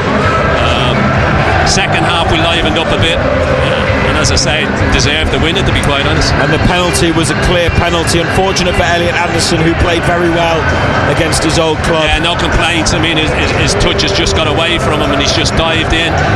He's taken him out. No qualms about that whatsoever. Baltimore took it away well, didn't he? Yeah, he did. It was a penalty taken by a player who's confident. You know, you can see the confidence in him. I mean, he's just tucked it in that top corner. I thought he played well again today. Ball stuck. You know, they got close to him. He's getting more and more used to the physicality of the Premier League as well. And as we said beforehand, Razor, he's one of these that can only get better and better. He did have a couple of chances, hit one off the underside of the bar after a corner was headed into his path, had one blocked in front of goal. They had other chances as well, Newcastle. Matt Sells with a couple of big saves. I mean, Nottingham Forest, I don't think they played badly. In the first half especially, they got in behind Dan Burn a couple of times. Didn't make the most of their opportunities. I mean, we're here to talk about Newcastle, but a quick word on Forest. I wonder whether Big Ange Postecoglou will still be their manager. Their next games are against Chelsea and Porto at home before they go to Bournemouth. Oh, good luck with that. At the moments in that first half, especially down their right, they got in behind Dan Burn, but as you say, didn't make the most of those opportunities. Second half, they struggled, couldn't keep the ball. Second half, they were penned in, couldn't get out. And we'll have to wait and see see if he's still going to be in charge come Monday morning. You could very easily get cut adrift, can't you, in the Premier League? So to get a win to take them into mid-table feels significant. And like I said, everything has a better look about it now. Now in terms of goal difference, that's positive. It's goal difference of 1. They've won 2 out of 7. 3 draws, 2 defeats. Yeah. Needed to get that win. I mean, the win in midweek 4-0 away in Europe, to come back here and win 2-0 and keep another clean sheet. I mean, defensively they're sound, rock solid defensively. Just need to score more goals. Well, they got 2 today, got 4 in midweek, so it is improving in front of goal. Newcastle in that respect. Nick Voltemada now their leading scorer with 4. Bruno moves on to 2 for the season with his goal that put them into the lead here at St James's Park. Bruno giving them a 1-0 advantage midway through this second half, and Voltemada 6 minutes from time doubled the lead. You can react to the match on Total Sport from 6 tomorrow night on BBC Radio Newcastle and BBC Sounds. Final score at St James's Park: Newcastle United 2, Nottingham Forest 0. Total Sport North East. On the station with Newcastle and Sunderland commentary exclusively live. BBC Radio Newcastle. On the BBC Sounds app, on your smart speaker, Play BBC Radio Newcastle. and on your radio. The sound of the North East is BBC Radio Newcastle. BBC News at 4 o'clock. This is Nikki Cardwell. The Home Secretary Shabana Mahmood says she's very worried about the state of community relations in the wake of the fatal attack on a Manchester synagogue. She said Jewish people had been made fearful by repeated protests about the war in Gaza, and she's giving police new powers to deal with demonstrations which take place on the same site week after week. Ruth Ehrlich is from the campaign group Liberty. She doesn't think more police powers are the answer. Restricting people's right to protest is not going to prevent the kind of heartbreaking, horrendous attack that we saw on Yom Kippur last week in Manchester.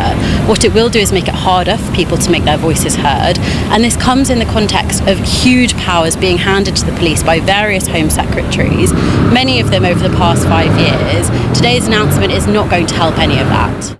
About 300 people have attended the funeral of Melvin Kravitz, who was killed in the attack on a synagogue in Manchester on Thursday.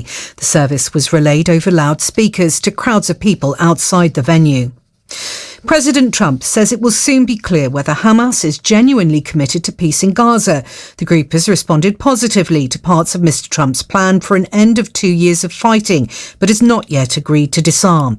Indirect talks involving both Israel and Hamas are due to start in Egypt tomorrow.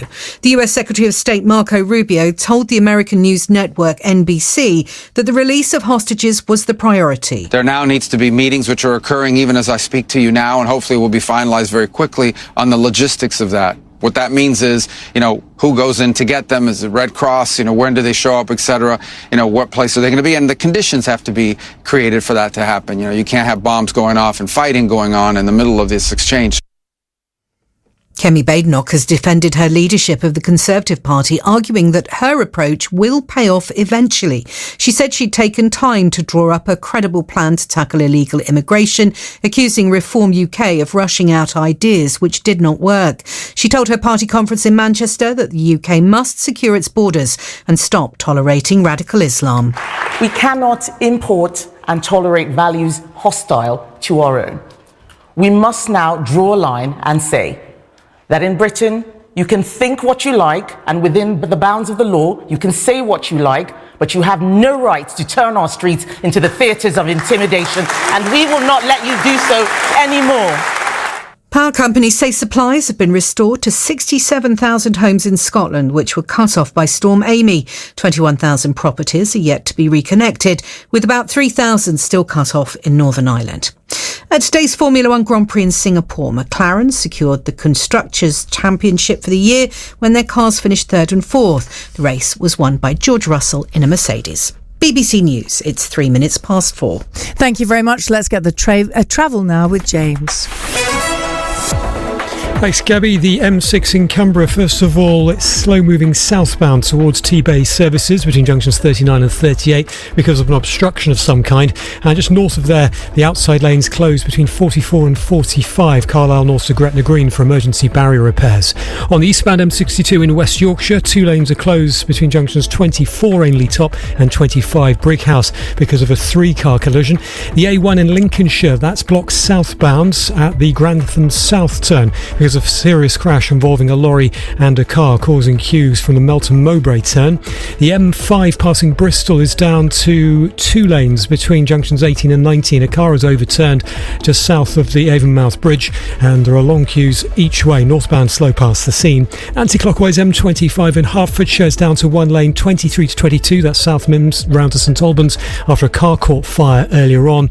The outside lane is open. And the A12 closed in Essex this weekend, northbound at 15 at 3 Mile Hill because of weekend works. And the M23 in West Sussex, that shuts southbound between 10 and 11 Crawley to Pease Pottage for weekend works. Queues start at junction 9, the Gatwick Airport turn. On the trains in Cumbria, buses are running instead of services between Barrow and Furness to Corkicle as there's a problem with the power supply, and buses are running instead of trains on Great Northern and Greater Anglia between Cambridge and Ely whilst emergency engineering works are underway. James Worley, BBC Local.